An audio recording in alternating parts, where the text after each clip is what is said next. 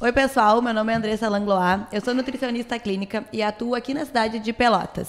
A gente vai apresentar hoje oficialmente o nosso primeiro episódio do podcast, que por enquanto é o podcast dos Nutris, porque a gente ainda não tem um nome oficialmente. Inclusive, eu quero a ajuda de vocês.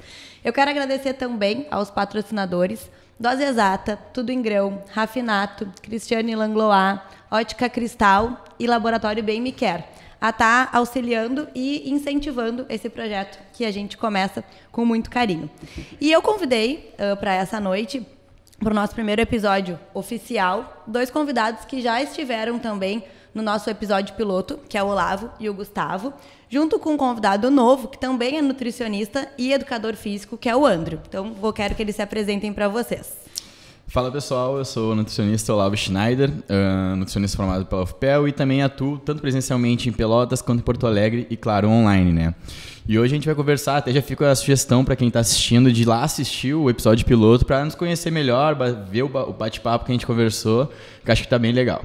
Então, boa noite, para quem não me conhece, eu sou Gustavo Duarte, nutricionista formado pela Universidade Federal de Pelotas e atuo hoje em dia somente na modalidade online.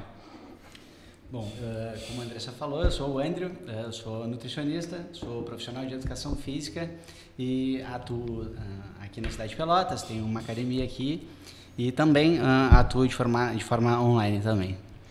Bom, hoje eu trouxe uma colinha, tá? Eu vou tentar ser bem discreta, porque a gente separou bastante temas legais para conversar com vocês e eu quero conseguir direcionar para que a gente tenha tempo de falar sobre tudo.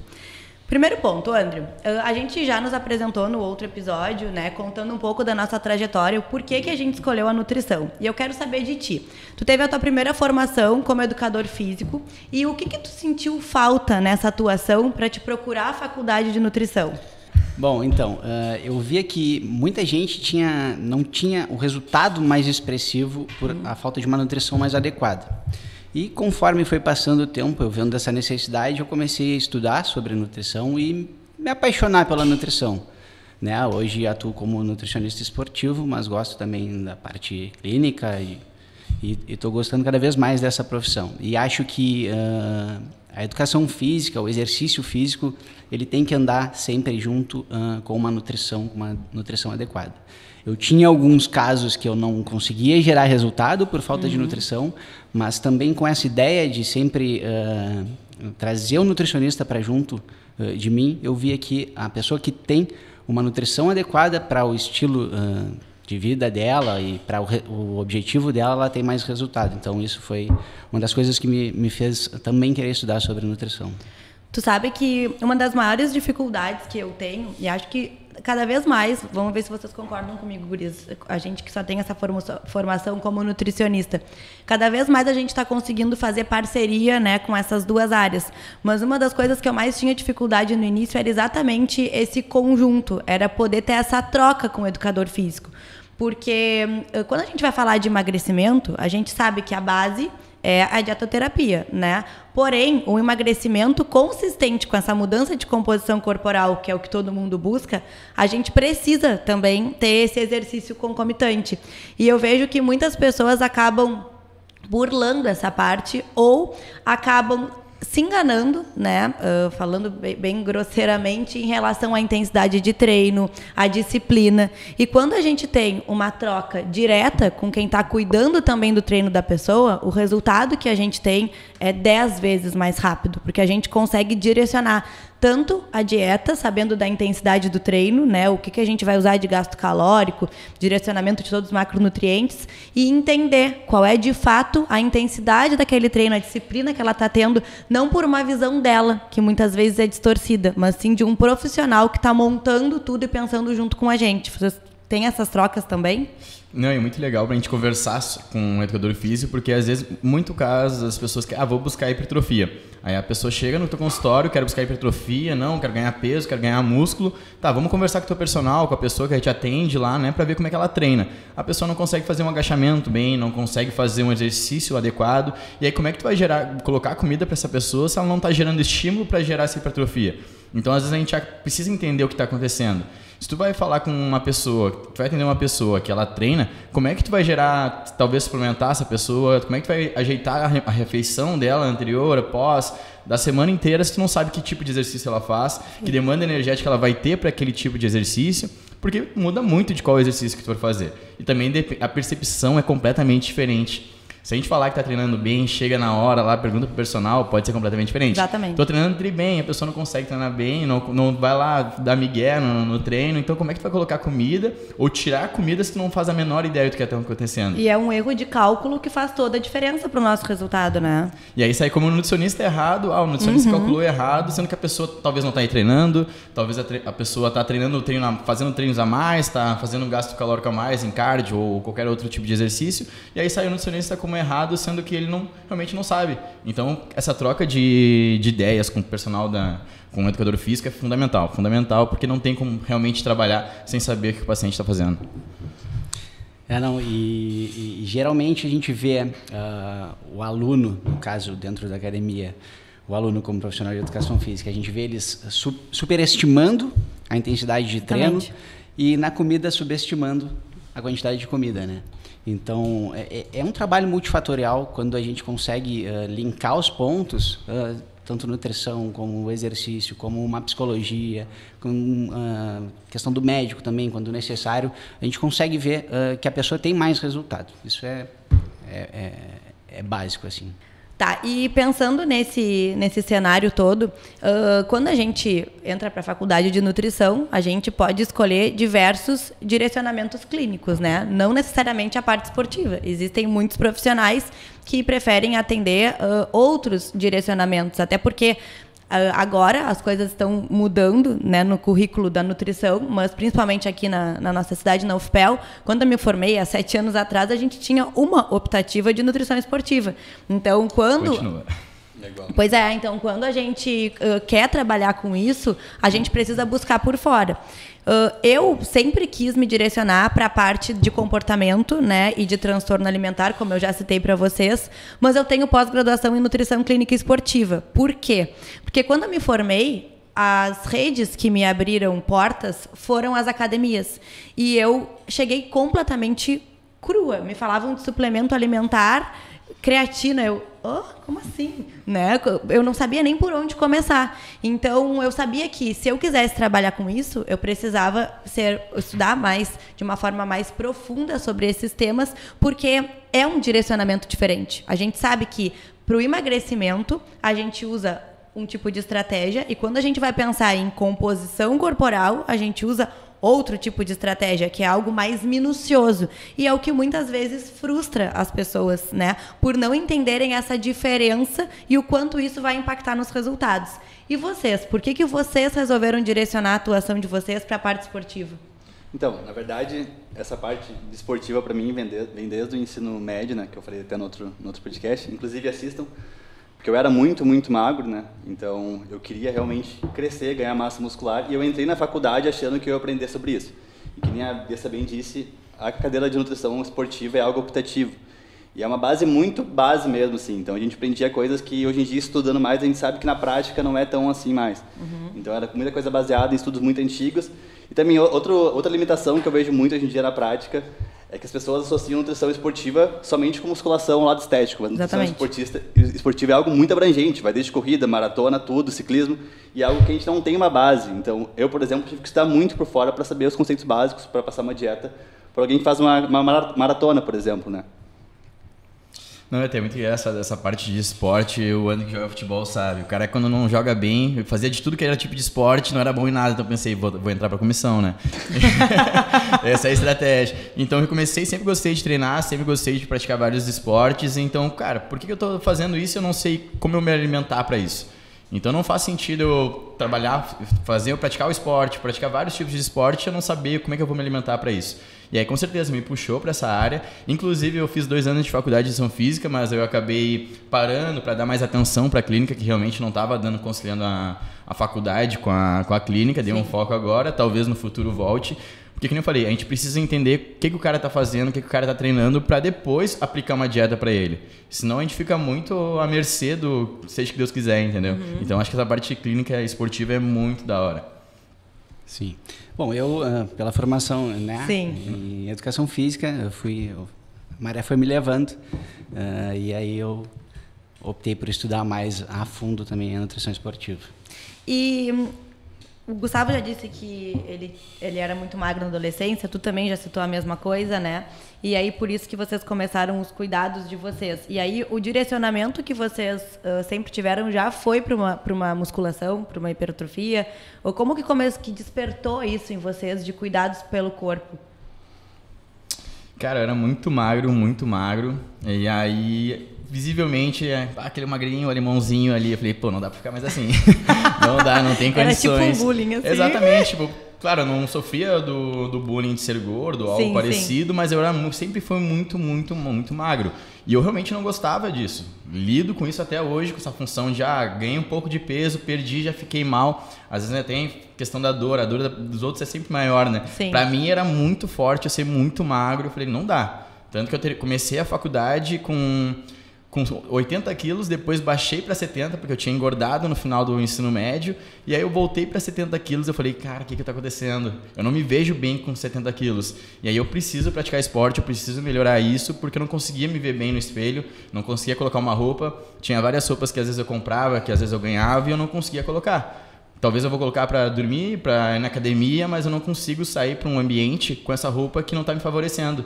E isso, claro, tive que buscar atrás porque eu não estava me aceitando. E é normal, querendo ou não, é normal. A dor que foi o teu gatilho, né? A dor que foi o gatilho realmente para procurar treinar, para procurar se alimentar bem, porque eu não estava me sentindo bem realmente. Para mim foi a mesma questão do Olavo. Como eu era muito magro, a parte estética pesou muito. Então eu realmente passava horas e horas estudando somente a parte esportiva e totalmente voltada à musculação. Inclusive no início, quando eu comecei a atender, acho que o Olavo sabe, eu atendia somente atletas. E a gente vai vendo aos pouquinhos que é algo que vai muito além de saúde, né? Quando a gente pensa realmente só em estética e alimentação saudável não são as mesmas coisas. Então a gente começa a perceber ali que o buraco é um pouco mais embaixo, e foi quando eu comecei a abrir um pouco mais o leque, pegar emagrecimento, pessoas que queriam melhorar a disposição, melhorar o sono, por exemplo, e foi abrangindo. Mas no início, assim, eu pegava somente atletas e vi que realmente é mais complicado um pouquinho. Bom, no meu caso, completamente diferente dos guris, eu fui obeso praticamente toda a minha infância. Mesmo? Verdade. Eu não sabia. Verdade. Venho de uma família obesa, ambiente obesogênico ao extremo, e lutei com isso a vida toda, praticamente. Mesmo jogando bola, como o Olavo falou, sempre tive problema com peso, sempre tive acima do peso. Desde que eu me lembro por gente, assim, eu sempre tive essa questão da obesidade. E com isso, né, bullying, aquela coisa toda, o bullying a gente resolvia de outra forma, né? Mas jamais existia conversa. Entendeu? Mas aí, cara, e aí com isso eu sempre briguei com peso, essa questão toda, e aí dentro disso resolvi, a partir do momento que eu comecei a entender sobre treinamento, sobre nutrição, aí eu resolvi botar os pingos nos is e conseguir. Que legal! A gente tem duas histórias parecidas, uma história de obesidade e uma história de anorexia, né? Porque eu comecei a cuidar mais, principalmente da atividade física, quando eu cheguei aos 45 quilos. Eu tenho 1,63 m, então eu usava roupa de criança mesmo. E porque o meu sonho era ter uma barriga definida. E eu pensava que se eu chegasse aos 40 quilos, eu ia ter a barriga definida. Só que eu não tinha consciência de que a barriga definida precisa de músculo. Então, e eu não tinha esse músculo, porque eu fazia boxe enlouquecidamente 2, 3 vezes por dia, e eu comia 800 calorias por dia. E quando eu cheguei nos 45 quilos, que eu comecei a parar de menstruar, né, todo o sofrimento da anorexia, eu lembro que eu me olhei no espelho e eu pensei, tá, agora tu chegou no teu limite de perda de peso e tu não tá como tu gostaria. Então a gente vai ter que mudar a estratégia. Pronto, né? O que tá acontecendo? Vamos ter que entender e aceitar que tu tá indo pro caminho errado. E aí eu fui estudar também, com 16 anos, sobre nutrição para entender que o que eu buscava não era um corpo magro, era um corpo que tinha o mínimo de musculatura para que ele estivesse com tônus muscular, tivesse, né, um desenvolvimento muscular onde eu me gostasse, não necessariamente tivesse volume, mas que eu fosse definida. E desde então, eu vivo sempre nessa briga de aumentar, perder peso, aumentar, perder peso. Agora faz uns 4, 5 anos que eu sou muito feliz em ter conseguido me manter num peso. porque eu vivia oscilando. E aí, nessas oscilações, eu tomei remédio para emagrecer. Eu tive bulimia durante muito tempo, porque eu precisava comer mais para poder estudar, para poder ter energia. E isso começa a te gerar uma confusão muito grande. E aí, muitas das pessoas que têm anorexia acabam como consequência, né, desse aumento alimentar, tendo a bulimia. Fiz tudo que vocês podem imaginar para conseguir me manter num peso baixo. E claro que nada dava certo, porque eu não aprendia a ter consistência. E depois de formada que eu fui aprender a ter. Hoje em dia, a minha busca por estética, ainda é em busca dessa construção muscular. Por quê? Eu ainda tenho resquícios de um medo de comer certo volume alimentar. Então, eu já tentei até ter acompanhamento nutricional e eu sempre paro no mesmo ponto. Tá, mas eu não vou conseguir comer tudo isso porque eu tenho medo lá de trás. Queria te interrompendo rapidinho. Esse diagnóstico de anorexia, tu teve na época ou depois tu percebeu que tu tinha um quadro desse? Eu tive na época quando já estava numa situação extrema. Eu tive na época quando eu já estava com uns 45 quilos. Porque o que acontece? Eu comecei a entrar numa neura de que eu passei por um processo, uma frustração na adolescência muito grande. E aí eu falei, olha, eu quero agora mudar minha composição corporal, então eu vou mudar minha alimentação, eu vou entrar para atividade física. Então as pessoas na minha volta enxergavam isso como um autocuidado. E eu comecei a perder peso e acho que quem está dentro da situação muitas vezes fica cego, não enxerga com tanta clareza. E até poucos anos atrás também não era tão abrangente como é hoje, né? De com fazer certeza. Tratamento psicológico, de fazer terapia, etc. Com certeza. Antigamente, até poucos anos atrás, era associado a tu ter algum problema psicológico mesmo, tu procurar ajuda de um psicólogo, de terapia, né? E aí, até, desculpa te interromper, até essa função de observar por dentro. Quantas pessoas vão achar, quando era criança era gordinho, ou era gordinha. Vai olhar nas fotos hoje em dia, a pessoa adulta, ela olha pra trás, não era gordinha. Ela se denominava gordinha, exatamente, se denominava magra demais, e quando na realidade era uma pessoa normal. Talvez ali um pouquinho sobrepeso não era aquilo que ela imaginava. E aí vai olhar, muitas gurias, eu trabalho bastante com gurias, elas vão olhar, eu era muito gordinha quando era criança. Me traz uma foto, vamos dar uma olhada nessa foto. Tu te acha gordinha? A composição corporal não era agradável, mas não era uma pessoa não era gordinha. uma pessoa obesa, não era gordinha. Ela se achava, mas na realidade, depois ela olhando por fora, realmente não era. E às vezes, dependendo da idade, antes do estiramento mesmo da puberdade, é normal a pessoa ter um pouquinho a mais de sobrepeso, né? E isso passa depois naquela fase de estiramento. Então, realmente é uma base errada, assim, da pessoa se ver. E hoje, o meu maior objetivo ainda é esse, é conseguir ter um equilíbrio entre o meu consumo alimentar e o meu direcionamento de treino para conseguir mudar a composição corporal sem medo. Então, eu sou uma pessoa grata por ter conseguido estabilizar o meu peso, porque eu vivia nesse ioiô, né? E acho que é o maior medo para quem já teve transtorno alimentar. Porém, agora é um próximo objetivo que ainda é difícil por ter que aceitar, né, essas mudanças. E de vocês, eu quero saber, hoje em dia, vocês são satisfeitos com a composição corporal de vocês? E qual é a maior dificuldade para vocês conseguirem se manter como vocês estão? Atualmente eu convivo bem com a minha realidade corporal, mas com certeza a gente sempre vai querer buscar alguma coisa diferente, vai querer mudar, talvez o abdômen aparecer mais, talvez o braço crescer mais, só que eu consigo conviver com o meu treino, com a minha vida social, que é algo muito importante para mim. A gente pensa que vou ter um corpo de atleta vivendo festa todo dia, isso não existe. Então eu consigo conviver beleza com o meu corpo hoje em dia, porque eu realmente trabalho com terapia, né? Antigamente eu não conseguia conviver, mas é aquela coisa, a gente sempre quer melhorar alguma coisa ou outra, é normal. Então acredito, hoje eu consigo conviver, mas não, com certeza teria que melhorar alguma coisa. A minha questão é a mesma do Olavo, assim. Eu já tive um físico, parte estética, claro, muito melhor do que é hoje em dia. Mas a minha rotina hoje em dia é muito diferente do que era anos atrás. Então eu sei que ideal é dormir mais, mas eu durmo aproximadamente 6 horas por noite. Eu trabalho o dia inteiro, eu passo o dia inteiro quase sentado, atendendo, trabalhando. Então eu entendo que é uma rotina diferente da que eu tinha anos atrás, onde eu pesava tudo que eu comia, que eu ia a pé para a escola, que eu treinava a hora que eu quisesse. Então eu sei que a rotina é diferente do que eu tinha há anos atrás e obviamente isso vai se refletir no meu físico. Então, pro contexto geral, eu estou bem satisfeito do que é hoje em dia. Eu cheguei aqui faceiro, mas, né, olhei os guris e vou ter que voltar a treinar, começar a comer um pouquinho mais, né? Não, como eu falei para vocês, eu tive sempre essa questão com a briga com peso e tal. Então hoje estou muito feliz com a minha composição corporal e eu sempre digo, se a barriga não cair para fora da calça, eu estou satisfeito. Porque vem de coisas que tu traz da adolescência, da tua história, entendeu? Então, hoje... E uma coisa, desculpa te interromper, uma coisa que eu acho importante a gente enxergar e passar para quem chega até a gente é, será que o caminho que tu pode percorrer, ele te leva ao resultado que tu busca? Porque eu também queria ter um corpo que eu idealizo, mas eu também trabalho o dia inteiro. Eu não consigo treinar muitas vezes o tempo que eu queria. Às vezes eu saio do treino correndo, porque eu tenho que tomar banho, porque as horas de sono muitas vezes não é o necessário. Ao mesmo tempo que, mas tu pede para eu descansar. Sim, mas a gente está numa fase de produção, né? De produção de vida, de carreira. Então fica aquele equilíbrio que a gente precisa buscar. Final de semana, acho que um dos meus maiores erros é esse. O meu final de semana poderia ser muito melhor do que é, porque eu ainda tenho no final de semana aquela justificativa de me desapegar um pouco da pesagem. Às vezes eu tenho que dar para o meu personal o treino e eu não dou, entende? Coisas que aí dependem de mim. Sim. Porém, na minha rotina, eu não consigo fazer o que eu deveria fazer para chegar lá. Aí, ou eu tenho que abdicar de compromissos pessoais, né, profissionais, para fazer isso, ou esperar o meu corpo responder, que é o que muitas pessoas não conseguem. Tem um objetivo X, mas estão andando num caminho ou muito lentamente ou o caminho contrário àquilo.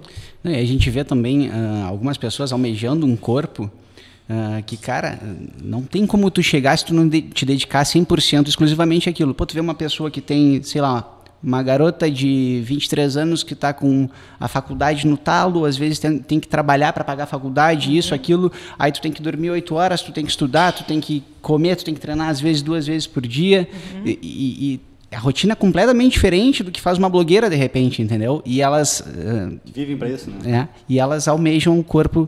Aquele corpo da blogueira, que às vezes é... Não, e o problema também é que às vezes as blogueiras não demonstram realmente o que elas fazem ali na rede social, né? Então, por trás tem procedimento estético, tem nutricionista, tem comida pronta, tem médico, tem tudo, que é algo inviável para 90% das pessoas. Sim. Então, até a gente falou no outro podcast, que é legal um exercício da gente fazer com os pacientes, é perguntar quantas pessoas com aquele físico que ela vê no Instagram, ela conhece na vida real, que ela tem um norte melhor, né? Como é que é a realidade.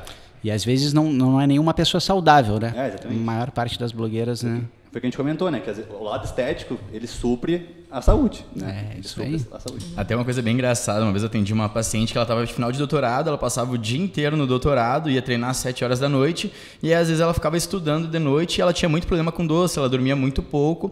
Aí na primeira consulta eu falei, cara, a gente está escondendo, a gente viu o problema que talvez seja o doce que tu está comendo, mas a causa que é o sono, tá difícil. E aí ela, vamos tentar melhorar, talvez acordar mais cedo, enfim, vamos pensar numa estratégia diferente.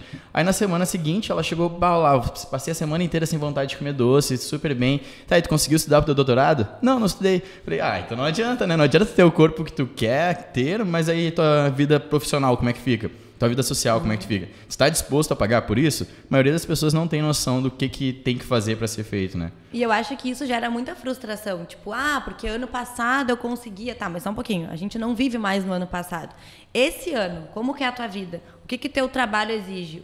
E existem também coisas que tu consegue modificar, que dependem de ti, e alguns ajustes que não dependem de ti, que não dá para encaixar, entende? Então, o que realmente é responsabilidade tua? Até hoje tu postou sobre isso, né? De responsabilização. Né? O que hoje é responsabilidade tua e tu pode fazer diferente? E o que não é responsabilidade tua que tu não consegue modificar, porque os outros pilares da tua vida também precisam de ti, né? Então, às vezes, o que eles buscam realmente é algo que é inviável para aquele momento, e isso precisa ser aceito, né? Então, a gente tentar buscar o nosso melhor dentro daquelas condições do momento. A gente bate na tecla sempre, né? Se comparar consigo mesmo sempre, não com um vizinho, ou com a pessoa que segue no Instagram, ou com teu amigo. Até essa mudança de rotina eu falo bastante. Às vezes eu atendo pessoas um pouco mais velhas, né? Falando, meu metabolismo é mais lento e tal, tá? O que tu faz? Passa o dia inteiro sentado. Mas quando eu era mais jovem eu conseguia emagrecer. Mas tu ia pra festa caminhando, tu ia pra faculdade caminhando, tu fazia um monte de coisa. Hoje tu pega Uber, hoje tu vai comprar alguma coisa no super, tu chama no iFood. Qualquer coisa tu não desce nenhuma escada. Como é que tu quer te comparar com a guriazinha que tu foi com 19, 20 anos? Exatamente. Que hoje tu não faz absolutamente nada. Tu vai dar uma caminhada talvez pra ir durante o supermercado, somente isso. E aí, como é que tu vai te comparar? Não tem como. Pensando um pouco mais na parte nutricional, tá?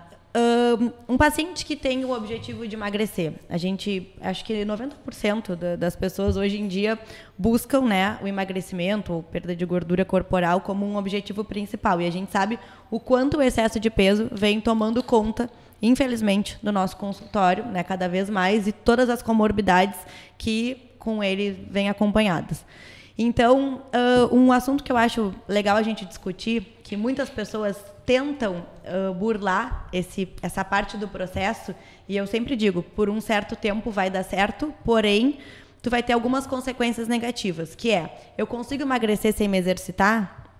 A minha conduta dentro do consultório a base vai ser sempre a alimentação, porque se tu te exercitar bastante e tu comer muito mais calorias do que aquilo que tu está gastando, tu vai mudar tua composição corporal, provavelmente por estímulo de treino, mas tu não vai ter o emagrecimento que é o que tu está buscando.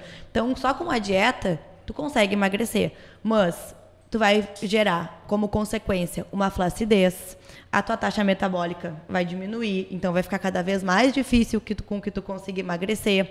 E é algo injusto. Eu brinco com eles que é injusto, porque daqui a um tempo tu não vai mais aguentar ficar só em restrição calórica alimentar, porque tu é um ser humano, onde tu tem vontades, tu tem vida social, tu tem desejos, que tu vai querer muitas vezes ter alguns consumos e que tu não vai poder ter essa permissão porque o teu gasto calórico está lá embaixo. E o que vocês pensam sobre isso? Emagrecimento sem exercício é possível? Então, eu acho que é possível emagrecer até comendo sorvete, se a pessoa estiver em déficit calórico. O que dita o emagrecimento sempre é o contexto calórico total.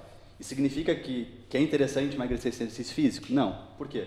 Porque o estímulo do treino na massa muscular, o teu corpo entende que está sendo utilizado aqueles músculos para alguma coisa. Então, no processo de emagrecimento, ele não pode perder aquela massa muscular. Então, predominantemente, tu perde gordura. Isso não acontece quando a gente não tem o estímulo do treino. Então, sem o treino, a gente perde gordura, mas perde muita massa magra também. Então, as adaptações fisiológicas são muito maiores. Então, a gente tem um aumento muito maior da fome, a gente tem redução do gasto calórico. Então, é possível, mas não é o contexto ideal quando a gente pensa em estética e em saúde. Né? Eu sempre digo que é possível, sim, emagrecer só com a dieta, só que é pouco sustentável. Tu não consegue sustentar esse emagrecimento, que é o troço que a gente busca, né? Tu achar uma estratégia que tu consiga perder gordura corporal e, ao mesmo tempo, fazer manutenção dessa perca que tu teve, né? Que a gente sabe, a adaptação fisiológica, tu vai ter mais fome, o gasto calórico vai diminuir. Então, o exercício físico ele vai potencializar e fazer com que tu consiga manter por mais tempo esse emagrecimento, né? Antigamente a gente achava que somente a gordura, né, tinha relação com o aumento da fome, etc. Mas tem estudos novos bem legais mostrando que a perda de massa magra, que nesse caso entra água, músculo, etc., também tem uma indução muito forte na parte de apetite. E qual é o problema disso? Que esse aumento da fome é tão grande que a pessoa fica sustentável mesmo manter um déficit calórico, que ela começa a realimentar, né? Então começa a subir as calorias, só que ela retoma a gordura perdida, tá? Só que a fome dela não passa, porque o corpo tende a querer recuperar a massa magra também. Então, por isso dá esse rebote tão maior, e as pessoas, quando fazem dietas muito extremistas, e não treinam principalmente, elas ganham mais peso do que ela tinha antes. Porque só passa essa fome quando ela recuperar a massa magra que ela perdeu também. Uma frase que uma vez eu escutei que é muito legal. Cara, tu quer emagrecer? Quer emagrecer? Beleza. A maioria das pessoas querem perder um pouquinho de gordura. Mas sem treinar, é a mesma coisa que tentar correr uma maratona de pé descalço. Tu vai conseguir? Vai. Não vai ser legal, entendeu? Tu vai demorar mais tempo, tu vai te machucar. E é até aquela questão da massa muscular. Às vezes as pessoas querem... tem duas coisas diferentes. Emagrecer e perder peso. São coisas completamente diferentes. Perfeito. As pessoas, quero emagrecer. Tá, mas tu quer aparentar mais músculos ou tu quer simplesmente perder gordura e perder tudo? As pessoas não têm discernimento sobre isso. Quero aparecer mais meu músculo. Tá, mas tu não treina, tu não tá gerando uma quantidade legal de proteína, tu não tá descansando bem. Como é que tu quer apresentar mais músculo na tua estética? Que músculo, né? Que músculo, quero emagrecer e aparecer mais meu músculo. Mas tu não tá gerando um estresse ali pra gerar hipertrofia, tu vai parecer o quê? Tirar gordura pra parecer músculo sem músculo, não, tu vai só perder peso. Esteticamente não vai ser legal. Depende, né? Cada pessoa que acha sua estética do jeito que gosta, mas sinceramente a maioria das pessoas que querem perder peso não querem só ficar flácida ali, talvez a unha quebradiça, o cabelo caindo, a pele ruim, então tem outras coisas que interferem além de só perder peso. Né? E é legal também de pontuar a questão da sustentabilidade que a Andressa falou, que o aumento do gasto calórico com o exercício deixa a gente comer mais, entre aspas. Né? Então é diferente a gente ter um gasto calórico de 1.500 calorias e comer 1.000, ou ter um gasto calórico de 2.000 calorias e comer 1.500. O déficit calórico vai ser de 500 calorias nos dois. Mas no segundo caso a gente consegue colocar bem mais alimento, bem mais comida. Né? Então é muito mais sustentável para a pessoa, até questão nutricional, de nutrientes, de calorias mesmo, de volume de comida. A pessoa vai furar menos a dieta também, né? Exatamente. Podendo comer mais, ela vai furar menos a dieta. Eu gosto de fazer uma analogia assim com dinheiro, tá?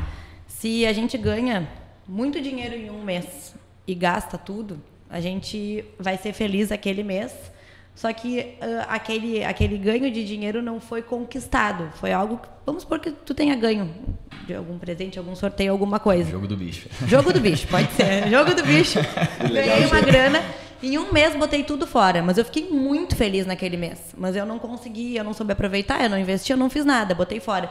Daqui a 2 anos eu só vou ter lembrança daquele mês. A mesma coisa na perda de peso. Quando tu tem algo imediatista, tu fica muito feliz num primeiro momento, porque tu tá movido por uma motivação, que é a força de vontade de querer perder peso, é o estímulo de tu tá vendo o peso na balança baixar, as tuas roupas servirem. Mas daqui a 2 anos, tu te imagina fazendo isso sem atividade física? Tu te imagina comendo nessa quantidade? Porque uma coisa é tu falar com certeza hoje de forma racional. Não, eu me imagino, mas até a parte fisiológica, hormonal, vai brigar contigo. Sim. E isso é algo que tu não tens controle. E as pessoas pensam, não, mas eu vou ter. Não, tu não vai ter, porque é algo que tu não consegue controlar o que fisiologicamente vai acontecer contigo com essa restrição calórica. Além disso, o exercício físico ele ainda é gatilho para tu buscar alimentos menos calóricos, tu manter a dieta por mais tempo. Então, cara, eu não vejo o emagrecimento sustentável sem exercício físico. É aquele hábito angular, né? Então, o fato da pessoa se exercitar, ela já associa, eu estou me exercitando, então eu não vou comer mal. Vou comer o mais isso possível aí. Para não jogar fora todo o meu resultado do treino. E fora o que o exercício te estimula de hormônios positivos, né, que vai te trazer uma recompensa positiva e vai te diminuir vontade de comer besteira. Então, além disso tudo que a gente trouxe de gasto calórico, tem toda a recompensa positiva de sensação de bem-estar. Porque quando a gente vai pensar num ponto de vista hormonal, nessa parte de comportamento, né, o porquê que a gente acaba comendo muitas vezes alimentos mais palatáveis, com maior quantidade calórica, porque é uma busca por recompensa, é uma busca por prazer. E o exercício físico também é uma forma de se buscar isso. Só que, claro, que é uma forma que exige mais tempo, né? Demanda mais sofrimento. E nós somos seres imediatistas. É muito mais fácil abrir a barra de chocolate e ter aquele prazer instantâneo, né? E momentâneo, do que tu buscar ir para academia, às vezes 8 horas, 9 horas da noite, quando tu tá podre de cansado. Mas quando tu aprende que tu nunca vai sair da academia arrependido, nunca. Vocês alguma vez já saíram de um treino arrependido? A gente pode ir com raiva. Que saco, hoje eu vou ter que ir de novo, tô cansado. Mas a gente nunca sai se sentindo mal. Uma coisa que eu gosto de fazer, às vezes, eu tenho que entregar o treino por fora e não tô nada afim. Terça-feira agora aconteceu isso. E aí, aqui, eu comecei a caminhar aqui no parque. Pensei, vou só caminhar, não tô afim.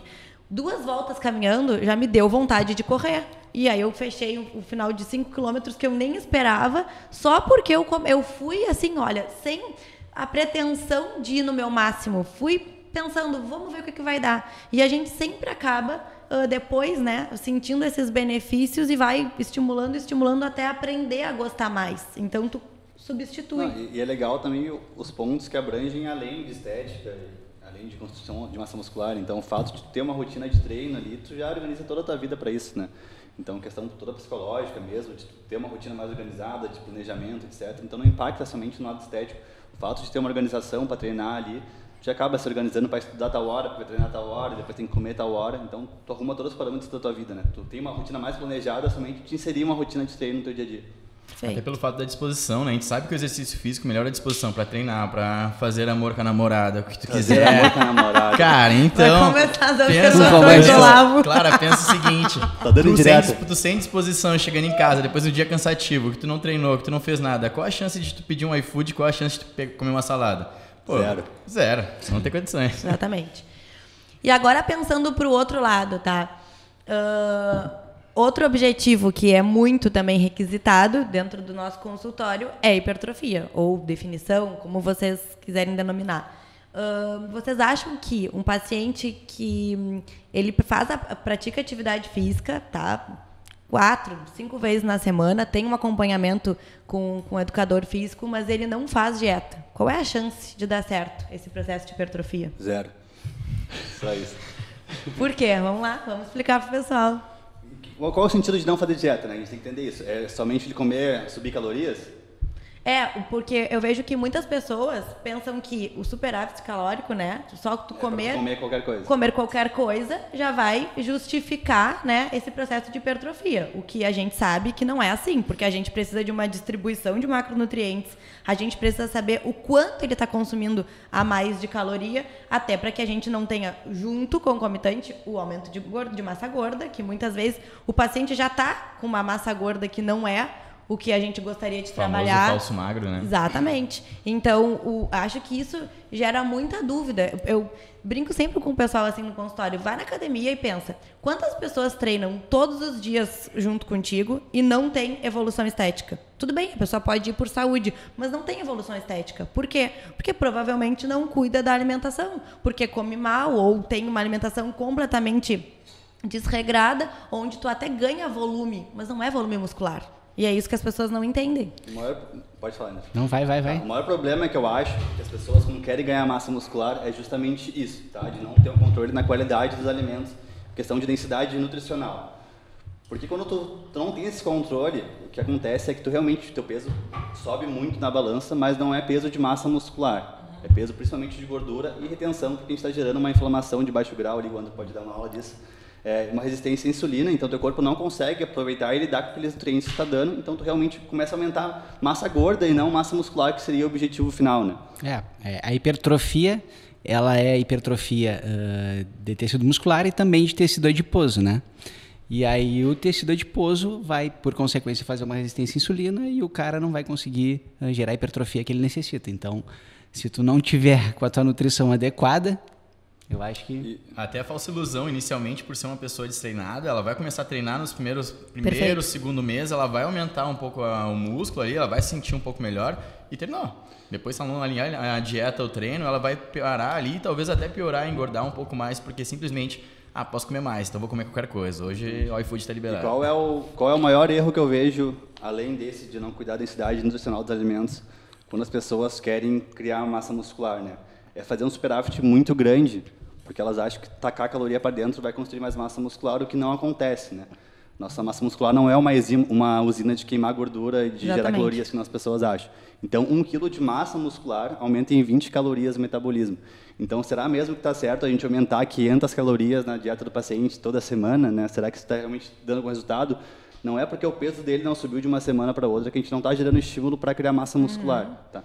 Porque, como eu falei, ganhar 1 kg de massa muscular aumenta somente 20 calorias no metabolismo, na taxa metabólica. Se fosse algo fácil ainda de ganhar. E não é tão fácil assim, tu não vai criar 1 kg de massa muscular de uma semana para outra. Então esse é outro erro que eu vejo muito, principalmente de quem faz dieta sozinha, é aumentar muitas calorias em pouco tempo. Então a pessoa está lá, vem às vezes de um cut, assim, termina um processo de emagrecimento, está comendo 1.800 calorias, aí no outro dia passa para 3.500, 4.500, porque quer construir massa muscular. O corpo não consegue direcionar essas calorias para o lugar certo, então isso gera realmente um aumento de peso muito rápido. Nos primeiros dias pode dar uma falsa impressão de crescimento muscular, porque está aumentando o glicogênio dentro do músculo, então o músculo fica mais denso, fica mais cheio, mas ao longo das semanas isso é totalmente contraprodutivo. Acho que isso é importante até a gente explicar para o pessoal que está escutando, que não trabalha com isso, né?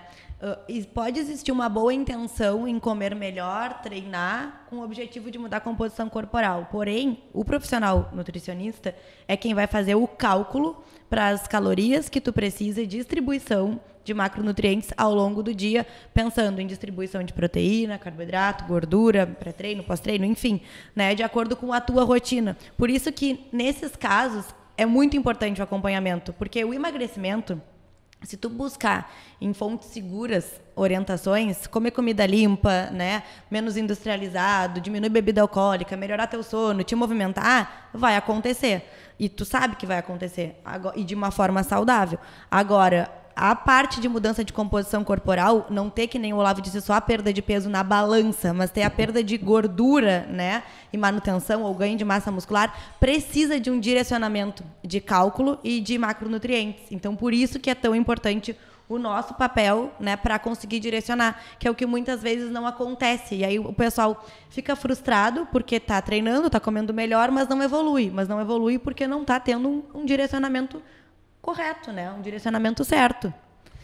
E, Andrew, tu como educador físico, o que tu considera tempo de descanso entre um treino e outro, algo ideal. Não sei se tu consegue falar isso de forma generalizada, assim, né, para uma população desportista. Tu pergunta em questão de hipertrofia? De hipertrofia. Tá, então, a gente tem alguns estudos que mostram que a sinalização de proteína, ela vai a 50 horas, um pouquinho mais. Então, eu sempre digo para o aluno, né, um estímulo a cada 48 horas. Um estímulo a cada 48 horas. Tem alguns métodos de treinamento, cara, como a gente vinha conversando do Mike Menzer, só que são para atletas, a gente não vai conseguir botar isso na população de academias, pouquíssima gente vai treinar desse jeito, que ele dava estímulo a cada 14 dias. Só que é um treino que o cara sai completamente arrebentado e vive para o exercício físico, vive para o esporte dele. Recuperação, para treino e recuperação. Então, eu sempre digo, um estímulo a cada 48 horas. Tá? Depende do estímulo, depende da pessoa, como na nutrição e no treinamento, tudo depende. Para quem, por quê, entendeu? Tem estímulos que tu consegue dar dentro de 24 horas, repetir o estímulo na pessoa. E não vai prejudicar. Não vai prejudicar, depende de volume de treino, depende de intensidade, depende do para quem e por quê. Aí entra todo aquele contexto que a gente vinha falando, a rotina dessa pessoa. Individualidade. Individualidade. Eu acho que também que impacta muito, né, André, pode falar melhor que eu sobre isso, é o volume de treino total. Então, a gente tem estudos legais hoje em dia mostrando que treinos full body todo dia, a pessoa também consegue uma hipertrofia boa. Só que isso precisa de um profissional muito específico te ajudando, te montando o teu treino de uma forma muito específica, porque esse volume de treino total é dividido ao longo da semana inteira. Então, são repetições específicas, com peso específico, não é até a falha. Então, dá pra gente hipertrofiar, hoje em dia, a gente sabe que dá pra hipertrofiar de várias maneiras. Como, por exemplo, tem estudos dos caras hipertrofiando fazendo 50 repetições. Mas, cara, bota isso na prática. Quem é que vai fazer 50 repetições na academia lá até chegar próximo da falha? Então, manter, né, a linha padrão, que a gente fala, que é aprendido desde antigamente, é algo fácil de seguir e dar resultados até hoje. Calistenia, né, cara? A gente vê hipertrofia com calistenia, entendeu? Mas é algo que é pouco palpável na prática. Exatamente. E linkando já com esse assunto, existem muitas pessoas que têm o objetivo de perder gordura corporal, aumentar a massa muscular e fica aquela dúvida. O aeróbico e a musculação, eles são antagonistas para esse processo? De hipertrofia muscular, cara, não, tá? Só que a gente tem que saber dosar. Dosar, como o Gustavo falou, volume. A gente tem que saber que a pessoa leva um tempo para adaptar, que ela leva um tempo para regenerar aquele tecido. Então, tu tem que dosar volume e a intensidade do treinamento. Mas tem exercícios aeróbicos que geram hipertrofia. Exercício em bike gera hipertrofia de coxa e glúteo significativamente. Então, tudo é volume e intensidade. A gente tem que levar isso em consideração. Mas eu acho que os dois andam paralelamente, até por questão de condicionamento da pessoa. O metabolismo condicionado, ele vai conseguir ter mais resultados. Mas é bom tu ter um direcionamento profissional, né? Sim. Para isso. Porque se tu tem esse objetivo de hipertrofia, tu faz aeróbico por fora, de uma forma sem esse acompanhamento, digamos assim, e de uma forma muito intensa, que eu acho que às vezes acontece, né? A pessoa tá tão preocupada em gerar hipertrofia, mas também está incomodada com aquela perda de gordura e não quer esperar o corpo, a alimentação, enfim, responder. Então, entrega esse aeróbico muito intenso por fora e aí isso acaba competindo com a tua recuperação muscular, né? Interrompe a sinalização, né? O aeróbico na quantidade certa, nos momentos certos, não digo essencial, mas é um grande diferencial para quem quer hipertrofia. Por vários parâmetros. Um deles é a melhora da sensibilidade à insulina, que é um dos hormônios mais anabólicos que a gente tem no corpo. Então, o próprio aeróbico tende a melhorar essa sensibilidade à insulina. Também o aeróbico de baixa e moderada intensidade, eles aumentam, o André sabe bem disso, pode dar uma aula também para nós sobre isso, aumenta as mitocôndrias, que são, entre aspas, nossas usinas geradoras de energia. Então, as calorias extras que a gente está consumindo, elas são muito melhor direcionadas quando a gente tem um volume alto de mitocôndrias. Então, garantir que a gente tenha isso é essencial para a gente ter um ganho, que a gente fala, ganho limpo, né? Um ganho mais de massa muscular com o mínimo de gordura possível.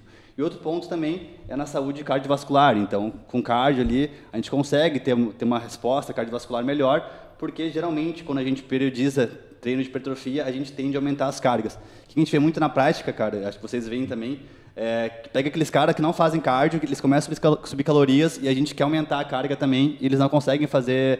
Eles não conseguem ter a falha porque o coração falha antes, né? Não tem então, capacidade cardiorrespiratória. Não tem capacidade cardiovascular.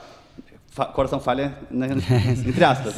Então a pessoa não tem essa capacidade cardiorrespiratória boa para pegar mais carga. O cara desmaia na disciplina. Até falando em estética, a gente sabe que o treino resistido é o que realmente vai trazer a hipertrofia pensando na parte estética. E eu vejo bastante na prática clínica pessoas que são sobrepeso, obesidade. Vou fazer uma aula lá de fit dance, sei lá, qualquer outro tipo de... Vou correr, vou andar de bike, algo parecido. É fit dance, né? Claro. Ele foi muito peculiar, né? Existe. Não, eu sei que existe. Mas é que tu foi muito peculiar na tua observação fit dance. Como é que tu vai Acho que ele fez TikTok? umas aulas de fit Eu acho dance. que ele fez. Como é que tu vai dançar TikTok? Ele foi pra ver só. Disso, né? Tia, eu preciso, sabia? Eu sou a chacota dos meus amigos, que eu não sei dançar, mas tudo bem. Até falando sobre isso, voltando, que as pessoas querem fazer uma atividade muito prolongada, um cardio diferente ali, e como é que tu vai gerar um estresse ali no agachamento, por exemplo? Como é que tu vai fazer um agachamento se tu andou 1 hora de bike anterior? Tu pode falar mais sobre isso em relação ao cardio antes do treino, além de atrapalhar teu treino resistido, que é a hipertrofia que tu mais quer, e além que tu vai ficar todo suado, sujando toda a academia. Cara, é uma coisa muito nojenta. O André pode falar, mas ele tem academia, ele sabe disso. A pessoa passa 1 hora na esteira e vai fazer um agachamento, vai usar os aparelhos de perna. Melhorando a pergunta dele, eu acho que ele quis te perguntar, Andrew, o que tu acha de cardio antes do treino para quem quer hipertrofia ou emagrecimento? Se é o ideal a gente fazer o cardio antes ou depois? Sim. E se isso incomoda o dono da academia também. Esse é um ponto importante. Incomoda, porque aquilo é um horror. Aí, os equipamentos ficam assim, numa imundícia. Não, mas então... Vamos voltar para estudos, tá? Tem alguns estudos que diz que não interfere, tá? O que a gente vê na prática? Cai rendimento. Sempre quando a pessoa faz o aeróbico antes do treinamento resistido, cai rendimento no treinamento resistido. E como tu quer hipertrofia muscular, o teu treinamento resistido ele tem que ser carro-chefe. Então eu sempre peço, tá? Faz um aquecimento geral, 5 minutos, 8 minutos, uma capacidade cardiorrespiratória baixa, para aquecer mesmo. E depois vem para o teu treino e pau no treino. Aí depois, se tu quiser fazer um aeróbico, beleza. Também dá para mesclar dias, né? Treinou perna hoje, vai fazer um aeróbico na corda amanhã, não sei. Treinou superior hoje, vai fazer... Tem treinamento híbrido também, a gente consegue botar um treinamento híbrido dentro, um concomitante dentro do mesmo dia de treinamento. Sendo congruente, né? Isso. E a gente sempre tenta inverter para tu ter mais resposta. Tá treinando um superior, vai dar um tiro na esteira. Tá treinando inferior, vai na bike, dá um tiro na airbike, dá um tiro só com o braço. A gente consegue também gerar um estresse cardiovascular na pessoa, melhorar a capacidade cardiorrespiratória da pessoa e se interferir no treino de hipertrofia. Uhum.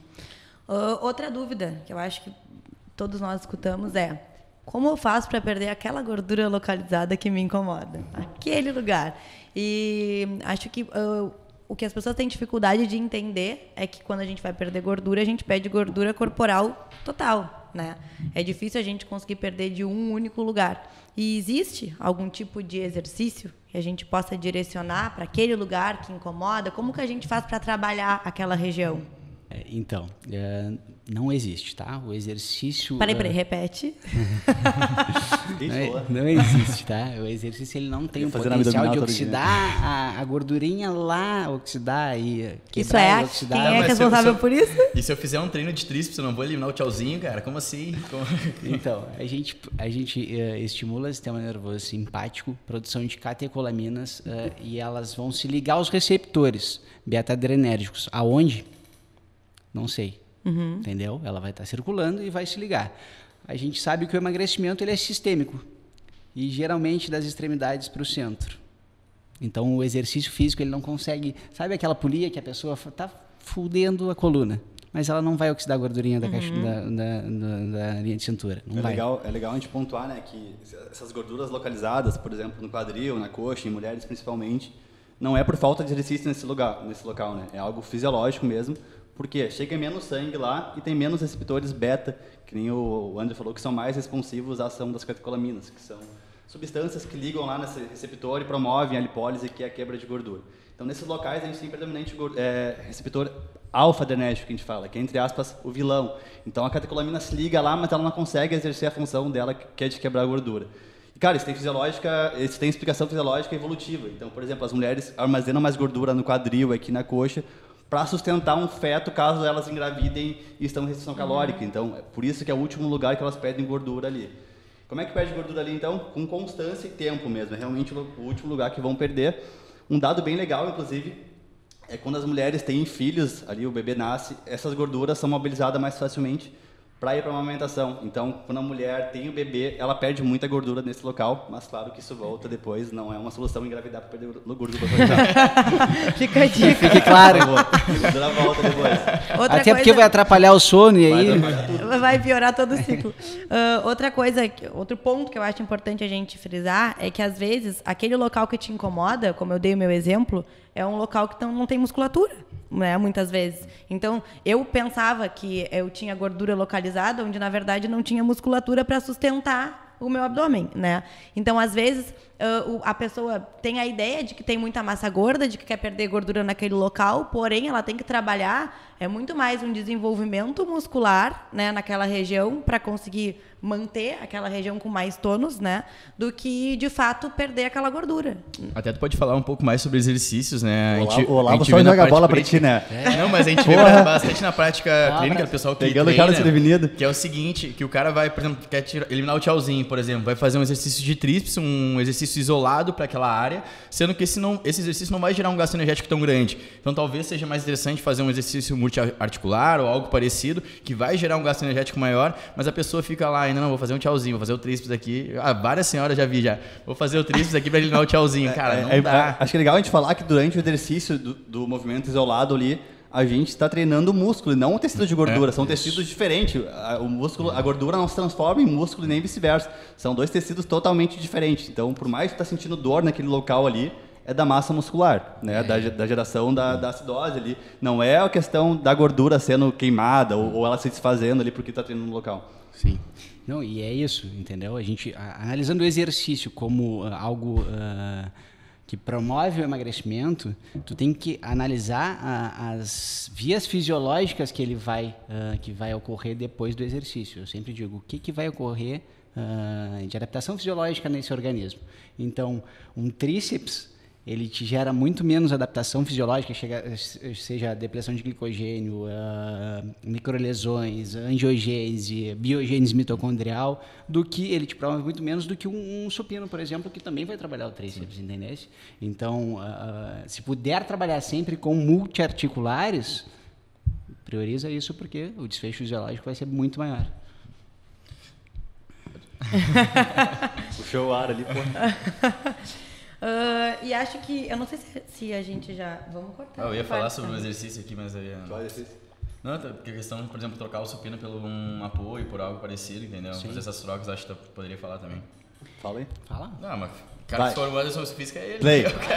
Não, mas fala, claro, vambora. Não, mas... Até a gente poderia falar sobre a questão dos exercícios, né? Que as pessoas ficam em questão do seu exercício isolado, por exemplo, vai fazer um supino. A gente sabe que se a pessoa fizer um apoio, ela vai gerar um gasto energético maior, até mobilização maior do abdômen. Então, às vezes, a gente fica pensando muito no músculo-alvo, só que o resto para sustentar. Até a questão do core e do abdômen ali para sustentar, fazer algum outro tipo de exercício, as pessoas não pensam. Só pensam no músculo isolado. Ah, quero melhorar minha bunda. Tá aí, como é que tá a tua lombar para sustentar, fazer um stiff ou uma terra, algo parecido, se não tem força para isso? Tanto que muitas pessoas ainda estranham, né? Quando falam, eu quero trabalhar mais glúteo.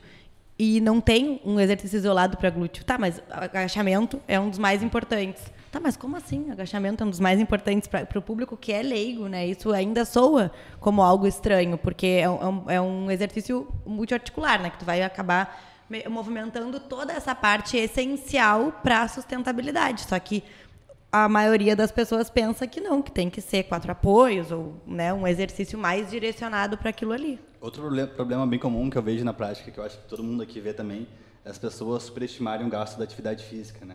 Então elas vão lá e treinam e acham que estão fazendo um treino super pesado e aí chegam em casa e elas acham que tem direito de... já que eu treinei, não tem problema em comer um bauru hoje, né? Sendo que o gasto calórico da atividade física geralmente é bem menor do que, por exemplo, o que mostra nos relógios ali, etc. Tem margem de erro de até 90%, dependendo do tipo de relógio.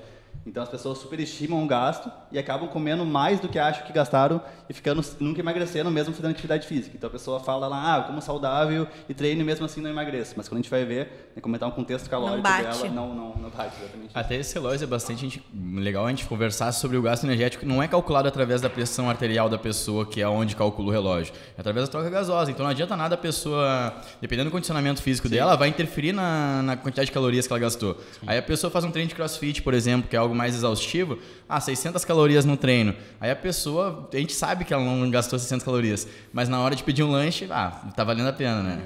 Acha que compensa. E falando nessa parte alimentar, tem muita gente que pede refeição do lixo ou pergunta sobre os extras, né? Eu recebo muitas essas perguntas assim no consultório. Tá, Dessa, o que tu acha melhor? Eu comer chocolate, tudo que eu quiser, por exemplo, né? Um dia só, ou eu fracionar durante a semana? O que eu normalmente converso? Individualidade, como a gente já disse, né? Cada caso é um caso, cada objetivo é um objetivo. Depende muito do controle que aquele paciente vai ter, porque às vezes a gente calcula ali 20, 25 gramas, por exemplo, de chocolate e a pessoa come 50. Então, já está fora, né, do que foi planejado e, consequentemente, o nosso resultado vai ser outro. O estímulo, porque às vezes estimular todos os dias aquele consumo não vai ser interessante para o comportamento da pessoa. E a gente precisa fazer um acordo se realmente tu vai conseguir ter o controle da quantidade para que a gente consiga ter ideia, de fato, do quanto tu está consumindo de caloria. Então, quando a gente direciona para um dia específico, pensando em fisiologia de estímulos, né, hormonais e calóricos, é mais fácil ter controle, né? Essa é a minha opinião, tá? Mas depende muito de cada caso, de como a pessoa vai conseguir controlar isso, né, nas divisões dela e ao longo da semana. O que vocês pensam? Como que vocês agem nesse tipo de situação? Acho até, a gente está falando aqui de nutrição esportiva, nutrição clínica, como se fosse só pessoas de academia e tal, mas um ponto que eu acho interessante a gente falar, que é a relação que ela vai ter com aquele alimento. Por exemplo, vai fazer uma refeição livre a cada 2 semanas, por exemplo. Ela vai ansiar por aquela comida como se fosse algo proibido. Vou comer uma pizza, por exemplo. Isso é proibido, eu jamais vou poder comer, é só na refeição livre. Então, tu gera meio que um estresse por algo proibido, tu vai ansiar por mais aquilo ali. Aí, às vezes, tem uma pizza daqui a 2 semanas que é a minha refeição livre. Pô, mas não posso comer. Talvez eu vou comer alguma coisinha diferente que alguém me ofereceu aqui, sabendo que talvez seja, sei lá, um chocolate, um doce ou algo parecido. Não é a pizza que está proibida. Mas às vezes as pessoas acabam errando durante a semana, achando que aquele alimento X da refeição livre é o problema. A relação fica completamente prejudicada com os alimentos. A gente tem que se dar bem com os alimentos, não mal. E até a questão da refeição livre, eu sempre gosto de trabalhar com refeição livre calculada. Vou saber, a pessoa vai consumir 800 calorias lá no hambúrguer ou algo parecido. Tá, beleza, vamos fazer um dash durante a semana para tentar até no dia colocar um exercício antes dessa refeição livre para gerar uma melhor sensibilidade de insulina para o corpo aceitar melhor essa quantidade de comida, mas calculada. Pessoas que querem, vou comer qualquer coisa. Até a questão da refeição lixo. Esse nome lixo traz uma coisa ruim da refeição, como se o alimento fosse não fosse acessível a gente comer e ser saudável, né? Então eu sempre gosto de calcular, porque senão às vezes a gente pode até passar. Porque é o seguinte, se tu se acostuma com aquele alimento muito palatável, como é que tu vai comer uma fruta no outro dia? Sendo que não vai ser nada palatável comparado àquele alimento. Então, às vezes, até essa refeição livre, essa refeição lixo, pode até prejudicar, porque como é que tu vai fazer um iogurte com fruta no outro dia? A vontade não vai ter. Fica sem graça. Fica sem graça total, né? Eu não deixo refeição, não, entre aspas, obrigo o paciente a ter uma refeição livre. O que eu faço? Eu deixo uma na semana, e aí quantidade depende de cada caso, etc. Geralmente recomendo também preferir comida mesmo, então pega um bife com batata frita, sei lá. E eu deixo livre para ele escolher durante a semana, porque vai que tem uma eventualidade, as pessoas gostam de tomar um vinho com o marido, com a mulher, de noite, comendo alguma coisa, etc. Mas qual é o problema? O problema é quando o paciente ele está a semana inteira esperando essa refeição livre. Então a gente sabe que tem algo que precisa investigar. Ou é algo na montagem do plano, ou é algo mais de cunho psicológico do teu paciente. Então tem que ter esse senso crítico. Cara, se o teu paciente está te relatando que fica desesperado para chegar a essa refeição livre, se tu pode inserir mais coisa, tem algo mal. A dieta tá ruim. A dieta tá ruim, ou tem algo mais além ali a fundo no paciente, às vezes psicológico, etc. Emocional. Emocional, exatamente. Que tem que identificar qual é a causa e não necessariamente ficar dando mais refeição livre ou colocando mais alimento palatável. Porque isso daí vai virando um ciclo, né? Cada vez aumentando mais. Eu trabalho também com a refeição nesse sentido, tá? Depende do paciente, depende de cada caso.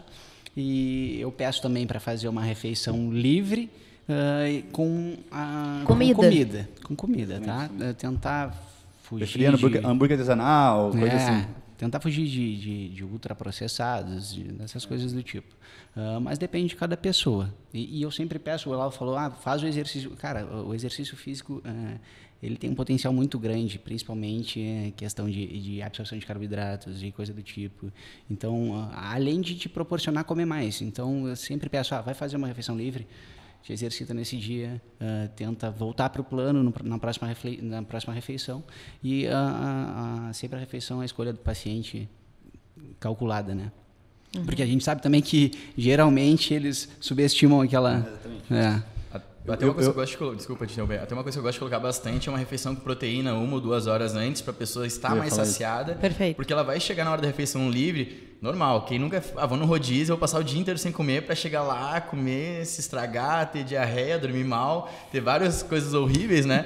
Achando que é super normal. Não, vou passar o dia inteiro com fome para chegar lá e comer bastante. Então, às vezes eu sempre gosto de deixar, vamos talvez tomar um whey antes de comer, faz um sanduíche com uma proteína, sei lá, faz alguma proteína antes dessa refeição livre para não estraçalhar tudo. Exatamente isso que eu ia falar, porque às vezes, sem nos avisar o que os pacientes fazem, eles tentam reduzir as refeições anteriores, a quantidade calórica, a quantidade de alimento, achando que vão compensar o que eles vão comer ali de noite, né? Então acaba às vezes comendo muito mais do que eles realmente comeriam se chegasse a sentar com muita fome. E claro, pedir sempre porção específica, né? Porque às vezes, quando a gente come finger food, comida com os dedos, assim mesmo, a gente não tem muito controle. É muito fácil a gente comer um pacote inteiro, uma porção inteira, porque a gente não tem essa percepção ali de quantidade de porção, né? Então tenta pegar algo porcionado, uma quantidade específica.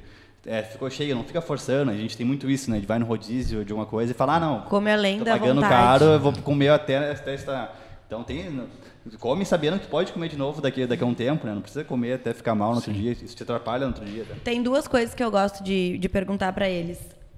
Tu realmente tem vontade dessa refeição livre?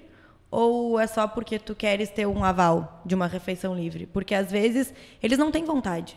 No fundo, tu tá na frente do alimento, tu nem quer, tu nem faz questão. Só que aí tu pensa, mas eu tenho que fazer a refeição livre, porque eu tô de dieta, que for. Às vezes é um hábito, né? Então tem gente que, por exemplo, toda quarta-feira pede um hambúrguer. E a pessoa às vezes não tá com vontade, mas é que ela faz isso há 10 anos, né? Então não é mais a questão do alimento palatável em si, é algo que virou um hábito.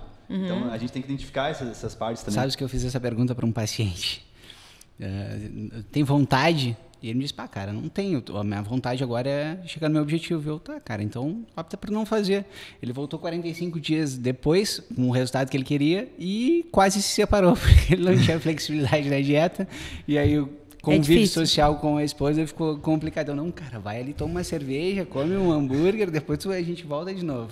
E isso é uma coisa muito complicada pra gente, né? Por tentar administrar o ambiente, a família, com o objetivo do paciente. Porque às vezes é isso.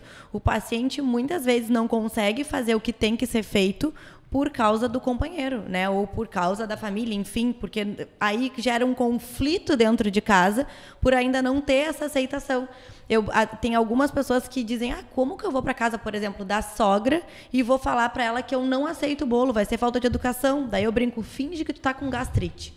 Diz que tu tá passando mal, porque quando a gente fala que tá doente, ninguém insiste. Agora, quando a gente fala que tá se cuidando, as pessoas ficam, que bobagem. Porque como se fossem coisas com dois pesos, entende? Então, quando muitas vezes o outro que não se cuida, né, te vê com aquele cuidado, acha que é bobagem, acha que é frescura, e aí gera todo esse conflito. Outra coisa legal dessa que eu falo para muitos pacientes que tem que ir para casa de parente, etc. Cara, não precisa levantar a bola que tu tá de dieta. Pra que tu vai falar pra alguém? Chega lá, faz melhores escolhas. É realmente chato chegar na casa de alguém e falar, não vou comer nada, tô de dieta. Tipo, é algo chato, né? Socialmente chato. Então vai lá, pega proteína, pega bastante salada. Se falar isso, eu não convido pra minha casa. Exatamente. Pega bastante salada, pega proteína, pega um pouquinho menos de carboidrato. Cara, tá com teu sogro lá, ele quer beber uma cerveja contigo. Cara, pega uma cerveja e enrola a noite inteira, ninguém vai ficar cuidando. É muito mais interessante do que tu chegar falando que tá de dieta, que tu vai virar o alvo da atenção, tá ligado? Exatamente. Vai chegar o doce, você vai falar, não pode comer, né, tá de dieta, tadinho, entendeu? Então não gera atenção pra ti. Não precisa falar que tá de dieta, é somente tu amenizar os danos fazendo melhores escolhas. Exatamente.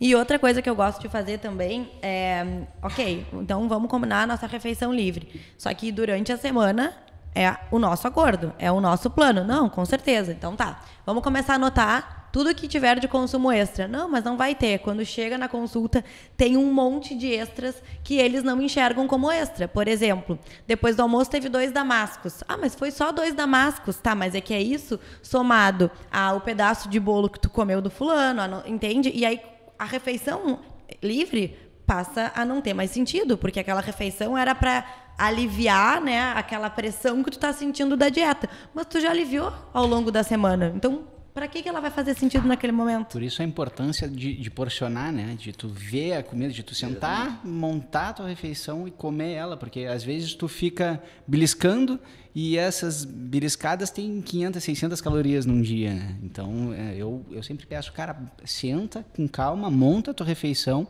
e come. Porque aí tu vai ter uma ingesta menor desses pequenos detalhes. Até uma coisa muito útil utilizar, às vezes tu vai sentar pra jantar, pra almoçar, enfim, as panelas ficam ali na frente. Tá, tu comeu, tá olhando pra TV, olhando o jornal, tá conversando com a fulana, ciclana, e tá, vou comer um pouco mais, sendo que já tá saciado. Então faz que nem pega uma panela, coloca no fogão, onde não tá à vista, porque a maioria das vezes a gente tá saciado, a gente come muito mais por impulso. O doce tá ali, enfim, a comida tá ali, tu tá saciado, mas tá ali, né? Ninguém tá comendo, eu vou comer. Isso que tu falou algo que realmente impacta muito, até fisiologicamente falando, a gente comer prestando atenção no alimento. Então, o próprio fato da gente estar comendo e estar diminuindo a quantidade ali de volume no prato, isso informa no cérebro que a gente está se alimentando, que a gente está fazendo ingestão de alimento. Cara, por que é tão fácil no cinema a gente pegar uma pipoca grande e comer ela inteira ali? É algo que a gente não faria na prática, porque a gente não está prestando atenção no que a gente está fazendo. É algo condicionado ali de pegar a pipoca e colocar na boca. Então, por isso que a gente frisa tanto, né, de comer com atenção plena e prestando atenção no alimento, e mastigar, esperar um tempo para dar o tempo de sinalizar no cérebro que está saciado. É estar presente naquele momento e começar a prestar mais atenção nos teus sinais corporais. Por exemplo, tu está numa festa, tu já comeu 10 salgadinhos, tu não está com fome, tu pode estar com vontade de comer mais, mas será que tu tem que ter aquela sensação de plenitude, né, de sair literalmente passando mal, ou tu pode ir te treinando, né, te doutrinando para consumir o que tu tens vontade, se tu não consegue ir nos lugares e ainda dizer não, ou para ti não faz parte do teu objetivo isso, né, porque muitas vezes não é necessário, dependendo de onde a pessoa quer chegar, aprende a consumir a ponto de ficar saciado, satisfeito por ter provado aquele alimento, mas não cheio, né? Não naquela sensação que muitas vezes a gente acaba acontecendo, como vocês falaram, do rodízio. E tu conseguir te dar conta dessa saciedade e parar é muito maluco, é muito estranho, difícil, né? Porque às vezes tá muito bom aquilo ali. E aí tu vai pegar só mais um pedacinho. Tem uma recompensa após também, né? Tem uma recompensa após. Tu, comi o necessário, o suficiente e não sair estourando, não sair mal. Porque às vezes tu sai esturricado, estufado e tu pensa, por quê? Sabe? É legal só a gente pontuar, né, que a gente está falando de pessoas, entre aspas, eutróficas, que tem percentual de gordura mais controlado. Sim. Quando a gente pensa em pessoas obesas, com percentual de gordura muito alto, esse centro de saciedade, de realmente estar cheio, né, que a gente fala, eles não funcionam como deveria. Sim. Então a pessoa está comendo e ela não sente realmente saciedade. Porque muitas vezes os obesos se culpam, né, e falam que é falta de vontade, que eles não conseguem comer, que eles não têm força de vontade, etc. É só fechar a boca só. É só fechar a boca, né, que nem o pessoal fala. Então tem algo fisiológico ali impedindo que eles sintam essa saciedade. Então a gente está falando aqui de pessoas dentro de uma faixa aceitável de percentual de gordura, né? Até em relação a essa refeição, sentir prazer para aquela refeição. Por exemplo, a pessoa tem muito costume de comer doce pós-almoço. Tá, tu coloca 20 gramas, 25 gramas, enfim, de chocolate ali pós-almoço para ela. Às vezes ela tá comendo muito rápido. Por exemplo, ela gosta de salgadinho, vai comendo rápido, tu nem sente o prazer daquele salgadinho. Vai comer um chocolate, às vezes a pessoa tem muita vontade de comer doce. Não, vamos colocar 20 gramas. Tu tem autocontrole para isso? Tem? Beleza. Tá, vamos partir do princípio que tu tem autocontrole. Senta, pega um pedacinho de cada vez, mastiga, sente aquele gosto na tua língua ali, aquela sensação de prazer, porque às vezes a gente acaba comendo muito mais por impulsividade, né? Tá bom ali, tem oferta, vou comendo rápido. Tu nem sente o prazer da comida. Na refeição livre é assim, tu tá uma semana lá fazendo dieta, tudo perfeito, chega na hora, tu come em 2 segundos e aí? Cadê o prazer Claro, vai vir um prazer rapidinho, mas tu poderia ter um prazer maior, tu poderia aproveitar melhor essa refeição, né? E é libertador quando tu aprende a comer esses alimentos extras numa quantidade adequada e no outro dia tu te sente normal. né? Tu não tem culpa emocional, tu não tem culpa de estar te sentindo mais inchado, né? Todo estranho, enfim. Tu consegue comer, sentir aquele prazer no momento porque foi algo consciente e no outro dia segue tudo normal. Sim. O problema, muitas vezes, é o pós desse consumo, né? A sensação de frustração que a gente sente e aí no outro dia já pega a onda e vai embora comendo mal e aí substituindo as refeições que foram planejadas por outras erradas. E aí aquela uma refeição vira 3, 4 dias, o que vai impactar em todo o nosso resultado. Foi até bom esse ponto que o Gustavo salientou, porque a gente está falando aqui entre nós que somos pessoas que têm um certo conhecimento sobre a nutrição, sobre o alimento, né? Mas tem muita gente que não tem o mínimo de conhecimento sobre o alimento ou tem um desfecho fisiológico. Maioria da população. Hoje a gente tem, se eu não me engano, 64% da nossa população com sobrepeso, 22% com obesidade. Então, depende de cada pessoa, né? Até a refeição livre e o jeito que tu vai levar ela depende de cada pessoa. Por isso a necessidade de um nutricionista, né? Exatamente. Até uma pergunta que eu faço sempre na anamnese, quando uma paciente chega até mim e fala: tu se sente culpado depois de comer? Aí às vezes a pessoa fala: não se sinto culpado, e se sente até mal porque não se sente culpa. Não, cara, isso é bom isso é algo benéfico, não é algo legal. Se a pessoa fala que sente culpa, aí a estratégia já muda um pouco diferente para saber lidar, como é que ela tem essa relação com o alimento, explicar para a pessoa quais os tipos de alimentos, o que tem naquele alimento para ela entender melhor. Porque às vezes, como tu falou, as pessoas não têm muito conhecimento sobre os alimentos. Imagina uma pessoa que não tem muito conhecimento e é normal, ninguém tem. Se a pessoa não procurar estudar, procurar aprender, ela não vai ter. Como é que ela vai ter boas escolhas alimentares quando ela vai sair para jantar ou algo parecido se ela simplesmente nunca estudou, nunca aprendeu e é ok, entendeu? Então a gente precisa explicar essa parte de nutricionista, falar com o público. Quando o paciente vem, vou sair para jantar, tá, quais as opções? Isso acho que tu pode comer mais porque tem isso. Isso acho que não seja tão interessante, porque talvez seja um pouco mais calórico, talvez não vai te apetecer tanto. E essa é a troca legal com o paciente. Uma coisa que eu falo pra eles é, sexta, sábado, né? O pessoal gosta muito de pedir coisa da rua. Ao invés de pedir a pizza, o hambúrguer, por que tu não tenta pedir um prato, então? Liga para um restaurante e come algo diferente da tua dieta, mas pede carne, batata, arroz, entende? Foge um pouco da bobagem nível hard, digamos assim, que vai ter uma caloria concentrada numa porção muito menor, né? E que isso vai acabar te atrapalhando muito mais. Então, sai daquela prisão que tu tá te sentindo de seguir o cardápio, de pesar, mas vai mesmo assim pra comida, né? Que aí tu vai estar te trazendo um prazer, mas não vai estar prejudicando tanto o teu paladar e as consequências desse consumo. Só um caso pontual que eu lembrei aqui, de refeição livre que a gente está falando, que tem muitos pacientes que gostam muito de sushi, assim, só uma curiosidade pra galera. Aí o pessoal vai no sushi, pega só sashimi ou pede para tirar o arroz e salmão de tudo, achando que tá fazendo uma escolha melhor, né? Quando na verdade a gente compara grama por grama, o salmão é muito mais calórico que o arroz, até mesmo o cream cheese. Então a galera acha que tá fazendo melhores alternativas, pegando só o peixe ali, achando que vai ficar mais saciado, quando na verdade não, tá um consumo calórico muito maior e sem tanta saciedade, a pessoa acaba comendo muito mais. Só uma curiosidade mesmo. Até pelo fato do salmão ser gorduroso, né? Exatamente. Mesmo que seja uma gordura boa, 1 grama de gordura tem 9 calorias, o dobro de proteína e carboidrato. Então, às vezes a gente acaba, vou comer uma gordurinha a mais ali, algo parecido. Até na preparação, às vezes a gente acaba errando, sendo que é algo muito mais calórico, aí deixa de comer o arroz, feijão, que tu poderia comer o dobro lá no almoço, na janta, por uma questão, não bobagem, mas por não saber mesmo, né? A turma do sushi vai ficar bem triste agora. Verdade. Não, mas é bom saber. Fica feliz, pode comer mais, uma variedade maior com arroz. Não, eu acho que é legal pensar, ter a consciência de que até os alimentos que tu acredita não ter problema, tem que ter consciência, que nem o churrasco, né? Mas é carne, por que eu não posso comer à vontade? Tá, mas sabe quantas calorias tem um pedaço de costela, por exemplo? Se tu não tá fazendo uma dieta com esse direcionamento só proteico, não é assim. É aquele clássico, eu como saudável, mas não emagreço, né? Então as pessoas acham, porque por causa que a alimentação está predominantemente de alimentos. Uma necessidade nutricional melhor, elas podem comer à vontade, tá lá comendo 50 gramas de castanha por dia, tá se entupindo de azeite. E o consumo calórico, no final das contas, é muito mais alto. Então, elas estão com uma alimentação não tão boa e mudam a alimentação para esse tipo de alimento e acham que vão emagrecer e não emagrece. Porque, às vezes, o consumo calórico está até maior, dependendo da quantidade de alimento. Até essa função da carne, né? Acho que a carne é liberado, proteína, a fonte de proteína é liberado, então pode comer bastante, posso dobrar. O pessoal acha que é só proteína que tem na carne, né? Esse é o problema, né? Que ela vem junto à gordura, e a gente, que nem eu falei, a gordura é mais calórica que a proteína. Então, às vezes, a gente acaba consumindo muito mais calorias pela gordura. É que nem a picanha, por exemplo. Cara, é um crime, eu sei, tirar a gordura da picanha, mas a gente sabe que ela é a parte mais calórica da carne. Então, às vezes, tu tá consumindo muito mais calorias por algo que tu acha tranquilo, de boa, liberado, só que tá consumindo muito mais calorias do que tu, se fosse comer, sei lá, um arroz, feijão, algo parecido, que não é algo que vai te trazer tanto prazer, assim. Não, outro ponto também que a galera acha que por tirar aquela gordura aparente da carne, ela tá comendo só proteína também.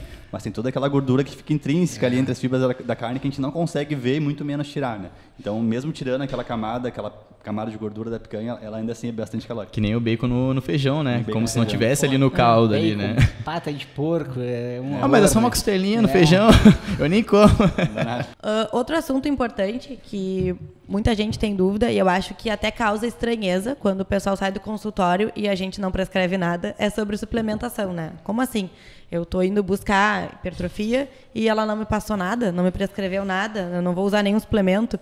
E o que eu queria trocar a ideia com vocês é quais são os tipos de suplemento que vocês acham importantes e se suplemento é essencial. Vamos discutir para mostrar para a galera o quanto isso, acho que vocês compartilham da mesma ideia que eu, que isso é uma cereja do bolo, né? Porque não adianta estamos consumindo os melhores suplementos ou que sejam os mais básicos e não estar fazendo o mínimo, que é treinar e fazer a dieta. Eu acho até curioso, né? O pessoal que toma creatina diariamente, não falha nunca, mas não treina, né? E tem o objetivo de ver os resultados daquela creatina, mas não está tendo, né? Não vai atrás desse estímulo, ou não está fazendo a dieta e aí pensa que a creatina está engordando, mas na verdade não está tendo o direcionamento dietético que foi proposto. Então, quais são os suplementos que vocês acham interessante a gente discutir, conversar com eles e se são essenciais ou não num primeiro momento? Acho da creatina muito legal falar. Eu atendo bastante pessoas sobre peso e obesidade, né? Elas chegam até mim, Olavo, eu tô vendo que tá todo mundo na academia tomando creatina, eu quero tomar creatina. Tá, essa pessoa não faz dieta e ela quer tomar creatina. Então, sempre na parte inicial do acompanhamento eu falo, a creatina ela tem uma retenção intramuscular dentro da célula do músculo. Ou seja, teu músculo vai inchar um pouco. Aí imagina para essa pessoa que ela começou a se alimentar bem, tá treinando, tá dormindo bem, começou o uso de creatina e não perdeu peso na balança. Talvez até ganhou 2 ou 3 quilos a mais na balança, sendo que isso foi só água. Como é que é essa parte psicológica? Frustração. Frustração total, né? Então, às vezes, se a pessoa é sobrepeso, obesidade, inicialmente eu até não gosto de colocar, sendo que eu sei que o emagrecimento vai gerar, indiretamente, essa creatina vai melhorar o treino dela, eu sei que indiretamente vai melhorar o emagrecimento, só que como é que eu vou trabalhar com o lado social dessa pessoa, psicológico dela, como é que ela vai lidar com isso? Às vezes ela não lida tão bem. Eu tô fazendo dieta, fazendo tudo certinho e não perdi peso. Então, às vezes, a creatina é excelente, maravilhosa para quem quer hipertrofia, para quem quer emagrecer, mas tu tem que estar consciente disso. A gente tem que ver a suplementação como se fosse a decoração de uma casa, né? Então, não tem por que a gente usar a decoração se não tem todos os alicerces feitos, que são dieta, treino, descanso adequado. E a gente vê muito, hoje em dia, as pessoas invertendo as coisas. Então, começa a treinar e já quer tomar o whey protein, nem sabe para que serve, quer tomar a creatina, não sabe para que serve, e vai ver a dieta lá, ela nem sabe quantas calorias consomem por dia, né? Então, a gente está vendo uma inversão muito grande hoje em dia. Eu vejo muito, 98% das pessoas que chegam até mim tem a base desorganizada e buscam por uma suplementação. Então, eu sempre falo, só um pouquinho, vamos organizar a tua base. Vamos arrumar a casa. Vamos comer bem. E aí sim, depois, onde houver necessidade, se houver a necessidade, a gente vai fazer a suplementação. Mas eu acho que para o nosso público, tá? Ou não sei se vocês trabalham com atletas, hoje eu não trabalho com atleta mesmo, atleta de alto rendimento, acho que para o nosso público a suplementação é, sabe, algo muito pequeno perto de todo o contexto. Eu gosto de fazer uma analogia com eles, que é, tu usou o exemplo da casa, pensa numa casa toda bagunçada, onde tu chega na tua casa de praia, que tu costuma veranear, e aí ano passado tu foi embora e tu não limpou. Chega, tem brinquedo no chão, tá tudo sujo, tem que ir aos poucos arrumando, porque se tu passar o pano e depois tu varrer e tirar as coisas do chão, tu vai sujar tudo de novo e não adianta nada. Então tu tem que chegar, tirar as coisas do chão, depois varrer, depois passar o pano, para que tu não tenha o trabalho em dobro. E eu vejo que por imediatismo, né, como a gente já falou, as pessoas tentam fazer isso numa ordem contrária. Elas querem primeiro ir para a parte de suplemento, isso e aquilo, para depois pensar na base, que é a constância do treino, é a organização dos teus horários, é a organização da tua alimentação, né? Então, muitas vezes tu está fazendo um investimento, porque hoje em dia a suplementação não é barata, né? Para algo que o básico não está sendo feito. E o básico não é o mais caro, não é o mais difícil, só que exige de ti uma responsabilidade, né? E uma autorresponsabilidade, que é o que muitas vezes a gente não consegue. Então, existe o placebo, né? A ideia placebo de que aquele suplemento é que vai estar te dando, de fato, o resultado. E outra coisa, quantos suplementos a gente tem com evidência científica que realmente trazem um benefício, né? Menos de 10%. É. Eu acho que isso vende muito porque é atacadora das pessoas, né? Então, quando a gente olha para as estatísticas, onde menos de 10% dos obesos, quando perdem peso, conseguem manter, a gente consegue entender um pouquinho mais a fundo por que vende tanto essa indústria, né? Então, a pessoa está lá 20, 30 anos tentando emagrecer, e chega alguém falando que se tomar tal coisa, ela vai conseguir acelerar o processo em tantos % e vai ter uma vida muito melhor, etc. Cara, quem aqui não compraria se tivesse passado por isso, sabe? Tentado a vida inteira. Então, a gente começa a entender. E a gente vê como essa inversão de valores é tão grande, porque a galera acha normal gastar 400, 500 reais de suplementos, mas acham caro pagar. Não sei quanto é que está uma média de consulta nutricional aqui, 300, 350 reais no nutricionista ou no personal trainer. Então, a gente começa a ver que as coisas estão meio estranhas aqui. Sim. A parte do ego também, né? É muito mais fácil a gente colocar a culpa ou colocar toda a solução em um remédio, algo que vai te liberar, sendo que tu não está fazendo absolutamente nada. Eu até tive uma paciente agora há pouco, que ela chegou até mim, ela relatou que é efeito sanfona, que perdeu peso, ganhou peso. E aí ela falou que estava tomando um remédio. E aí ela não quis me contar, né? Eu, tá, não, beleza, vamos fazer um check-up geral, fazer uns exames, né? Ver como é que tá funcionando o teu corpo e tal. Aí ela estava quase com insuficiência renal, com o fígado quase parando por causa do medicamento. E a gente está vendo agora... Por conta dela. Por conta dela, total. E a gente sabe agora quantas famosas estão... Até acho que foi uma famosa agora há pouco, uma cantora do Aviões Fogos. Calcinha preta. Calcinha preta, tudo fora. E aí eu sei que ela... Tudo igual. Tudo igual. E a gente sabe que, imagina uma pessoa que está extremamente sendo divulgada ali no show, no Instagram, nas fotos ali, para ela é uma pressão muito absurda. Então é muito mais fácil ela tomar algum remédio, usar algum tipo de hormônio, um inibidor de apetite, como ela estava utilizando, e o fígado, e o resto do corpo. A gente sabe que a estética, claro, ela vai fazer diferença principalmente para as pessoas que trabalham com o corpo, mas é saúde. Aí que acontece literalmente as merdas. Eu acho que fica, muitas vezes, uma sensação de vazio para o paciente que sai do consultório e a gente passa um direcionamento de treino, procura um profissional, vamos tentar mudar isso, te exercita e o teu plano está aqui. É só isso, mas eu já sabia que eu ia ter que fazer. Então, mas é isso, entende? Já existem os suplementos ali. A base é essa. Às vezes pode ser interessante adicionar, se o paciente quer muito um suplemento, tem condições financeiras, por mais que a gente saiba que não funcione, às vezes vale a pena adicionar, até pelo efeito placebo de uma motivação. Por mais que a gente saiba que não significa nada, cara, às vezes o cara tomando ali, tem betalanina, que tem efeito crônico. Tem gente que toma antes do treino porque daquela coceirinha a pessoa associa aquilo com força, maior desempenho do treino. Então, falar para ele que não precisa, que para ele funcionar ao longo do dia. Não, cara, fala, tá sentindo bem assim, toma pré-treino e vai treinar mesmo. Sim. E usa esse efeito placebo pro bem, né? Até essa função do pré-treino, as pessoas acabam gastando rios de dinheiro em pré-treino, como se fosse fazer um efeito absurdo no treino.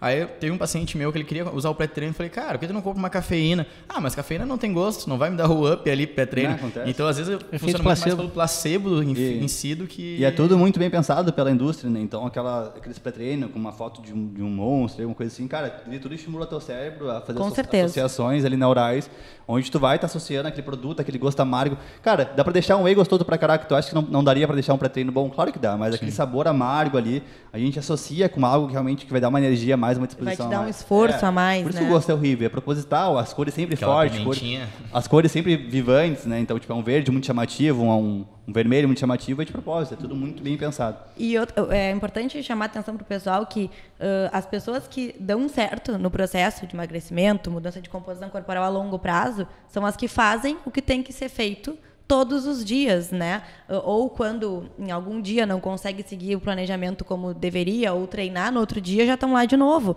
É essa constância. Não é o perfeito, mas é seguir o processo mesmo. É diariamente tu tá em busca daquilo. Não existe quem faz 2 vezes na semana só dieta e treino e tem um resultado legal. Isso não existe. Até pode existir até os 20 anos, né? Por uma questão fisiológica, mas depois a gente começa a ver as transformações corporais, né, por consequência da rotina.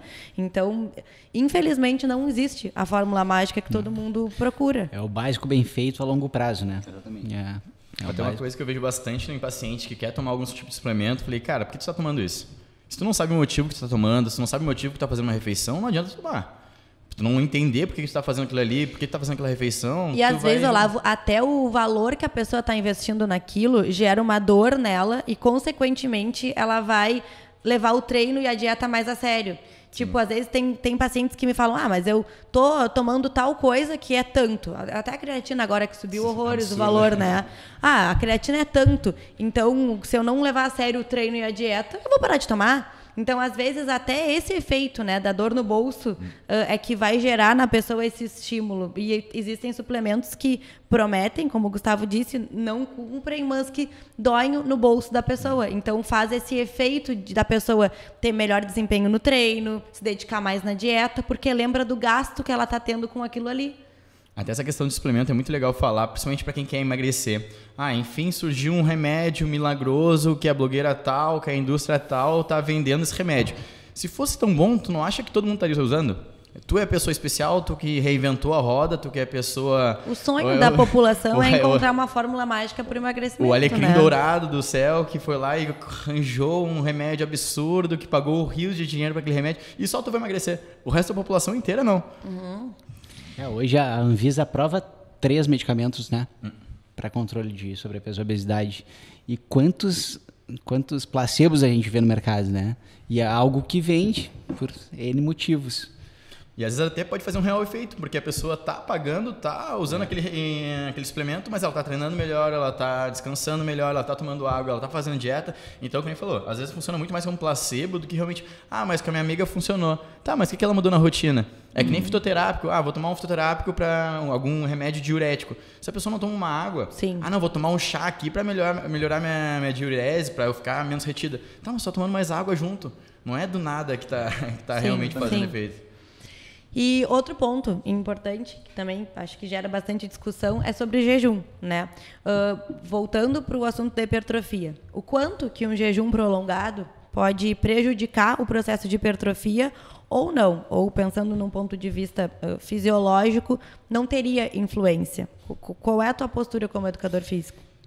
Primeiro a gente tem que analisar o jejum dessa pessoa. Será que realmente essa pessoa está treinando em jejum? Porque às vezes a gente vê a pessoa faz uma refeição de noite e acorda de manhã e vai treinar. Café com óleo de coco antes de treinar. Tá entendendo? Mas essa pessoa comeu, sei lá, carboidratos na parte da noite. Ela estocou glicogênio ali. Ela não teve contração muscular para mandar aquele glicogênio embora. No momento que ela acordar, ela tem estoque de glicogênio ainda lá em cima. Ela não vai treinar em jejum. Será que essa pessoa está treinando realmente em jejum? Outra coisa, período muito prolongado entre refeições. Será que essa pessoa vai ter o aporte de proteína, que a gente sabe que tem um pico de sinalização, limite, de absorção não, mas de sinalização, limite. Será que essa pessoa vai conseguir ingerir a necessidade que ela tem? Então, eu acho não, né? A gente tenta não, principalmente para jejum, a gente tenta não utilizar, para hipertrofia, a gente tenta não utilizar o jejum por esses motivos, tá? Rendimento provavelmente vai cair. A gente vê que o estado alimentado ele promove um pouco mais de desempenho, tá? Mas principalmente pela questão de absorção de proteína, que a gente sabe que tem uma sinalização máxima. Limite. E lembrando que pessoas que gostam de treinar em jejum de manhã, Quando essas pessoas relatam isso pra gente, o que a gente faz é ajustar o dia anterior, né? Então, esse ponto é muito importante para ajustar esse glicogênio muscular, para que no outro dia o rendimento seja bom, porque tem muita gente que pergunta isso, tá, mas se eu estou num processo de hipertrofia, eu posso treinar em jejum? Sim, porque a gente já está ajustando um dia antes, então não é essencial aquele pré-treino. Isso vai depender muito de uma adaptação tua, né, do quanto tu necessita dessa alimentação. Sim. Até pensando em hipertrofia, a gente sabe que tem vários nutrientes que são interessantes para hipertrofia. No jejum, a gente vai diminuir a janela alimentar, então tu vai ter menos tempo para comer. E será que naquele tempo que tu tem para comer, tu consegue comer tudo o que precisa? Eu não tô falando só de proteína, tô falando do resto. Tu consegue comer tudo? Às vezes a gente pensa muito mais na parte estética, né? E vai ver, na realidade, a pessoa tá com déficit de vários nutrientes lá, além da proteína, entendeu? Então, às vezes a gente fica só vou só no estética, eu vou comer menos ali e vai dar certo. Até o resto dos nutrientes. É legal a gente pontuar que o jejum intermitente não é um tipo de dieta, né? É um estilo de vida, então dá pra gente inserir tipos de dieta durante a janela alimentar, então é só isso. Quando a gente pensa em hipertrofia, não é a dieta ideal. Porque a gente sabe, hoje em dia, com diversos estudos, que o ideal é ter um fracionamento proteico o mais próximo possível em 4 ou 5 refeições por dia. Por quê? Porque a gente não vai absorver a proteína toda? Não, a gente absorve. Só que a gente tem uma capacidade para usar essa proteína para a síntese proteica muscular. O que isso é? Que tem um certo limite que a gente pega essa proteína e usa no músculo. Por quê? Porque a gente não armazena proteína. Então o excesso vai virar energia. Por isso é ideal a gente fracionar. Outro problema, né, nem só na parte de proteínas, que nem o Olavo falou. Se a gente tem um aporte de micronutrientes todos juntos, vários micronutrientes competem pelo mesmo sítio de absorção. Então, geralmente, pessoas que fazem jejum intermitente têm algumas vitaminas muito altas e outras muito baixas. Por quê? Porque elas têm um período curto para se alimentar, dependendo do tipo de jejum. Então, alguns nutrientes não são absorvidos corretamente. Outro ponto também, quando a gente pensa em hipertrofia, o treino tem que ficar preferencialmente próximo do período que ela for se alimentar. Por quê? Vamos supor que essa pessoa fez a última refeição, não sei, 10 da noite e acorda 6 horas para treinar. Ela vai treinar super bem, claro, os estoques dela de glicogênio estão cheios, mas quanto tempo depois ela vai fazer a refeição?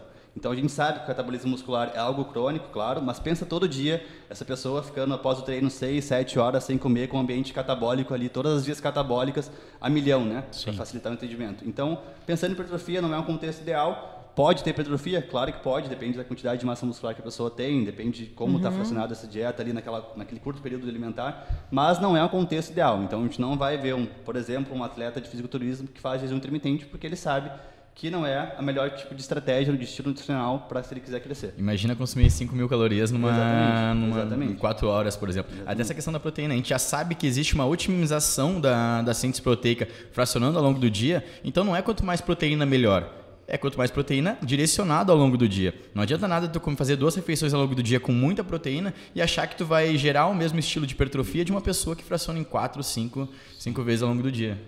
E às vezes existe uma teimosia na prática, né, das pessoas que já estão adaptadas a isso. A gente tem uma paciente em comum que treina com o Andrew e que é minha paciente no consultório, que quando chegou no consultório, eu falei para ela, tu acho que é a paciente mais difícil que eu já recebi, porque ela é uma mulher linda, assim, dificilmente a gente ia conseguir mudar muita coisa na composição corporal dela, trazendo o cenário que ela me trazia. Ela tem 50 anos e ela estava recém voltando dos treinos pós-isolamento, né?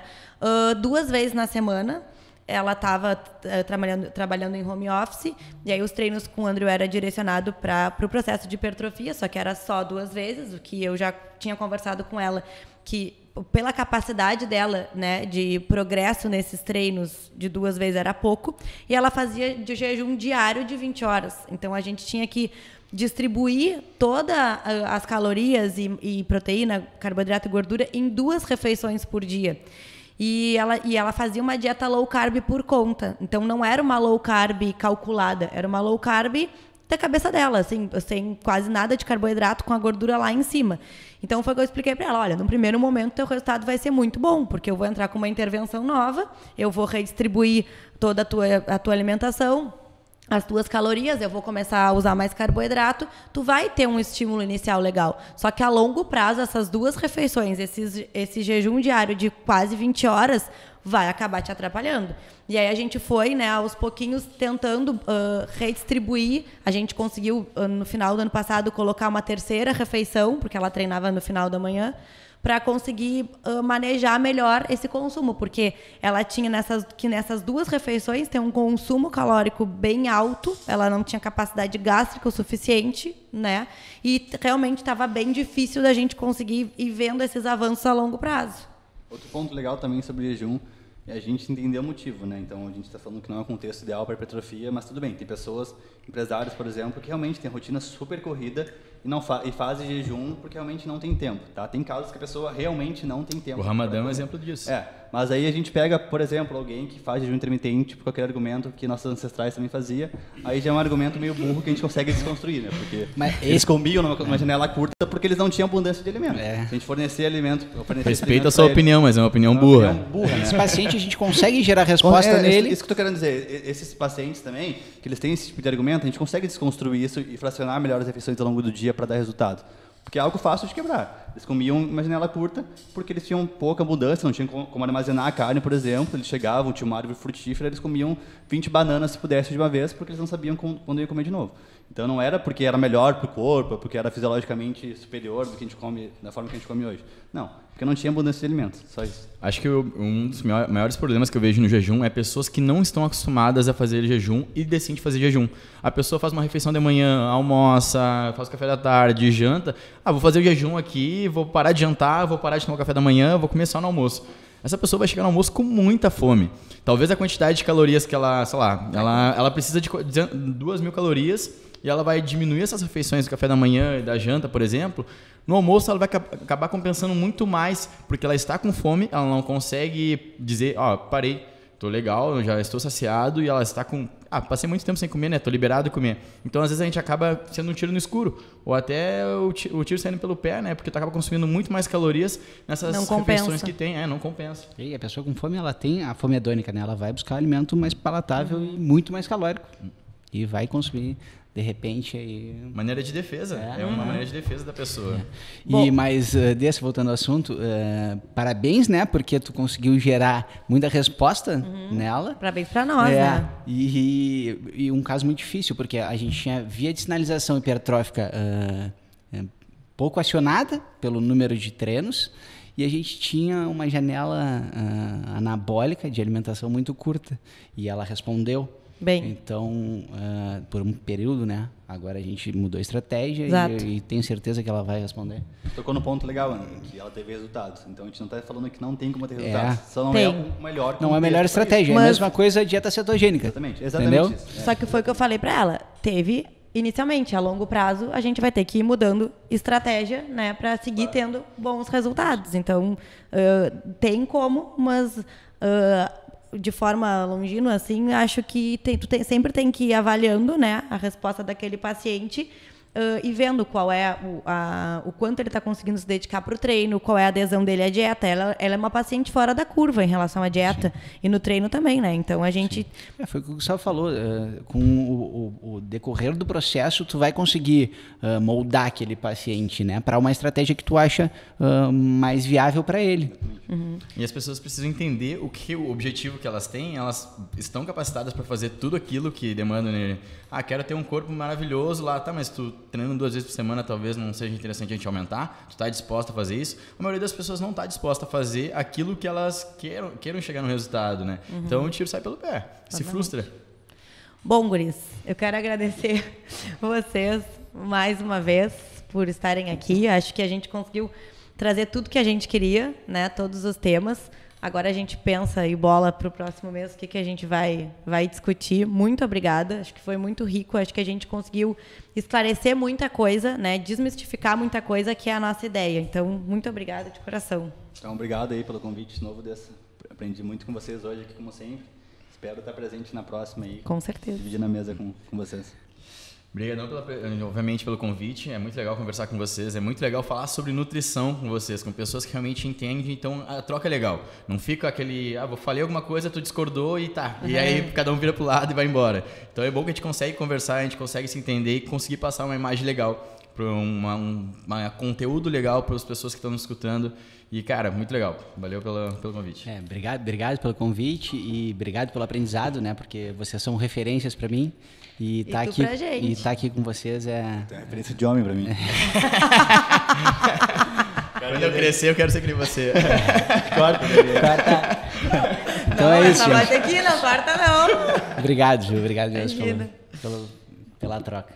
Então a gente encerra o nosso primeiro episódio oficial, né, com essa baita discussão que a gente teve aqui sobre nutrição e atividade física. E quero convidar vocês já para o episódio da semana que vem, que eu vou conversar sobre comportamento e nutrição com a minha sócia e amiga, que é a Bruna Kremer, onde a gente tem um projeto juntas, que é o projeto Emagrecer. E aí na próxima semana a gente conta um pouquinho mais para vocês como funciona. E muito obrigada.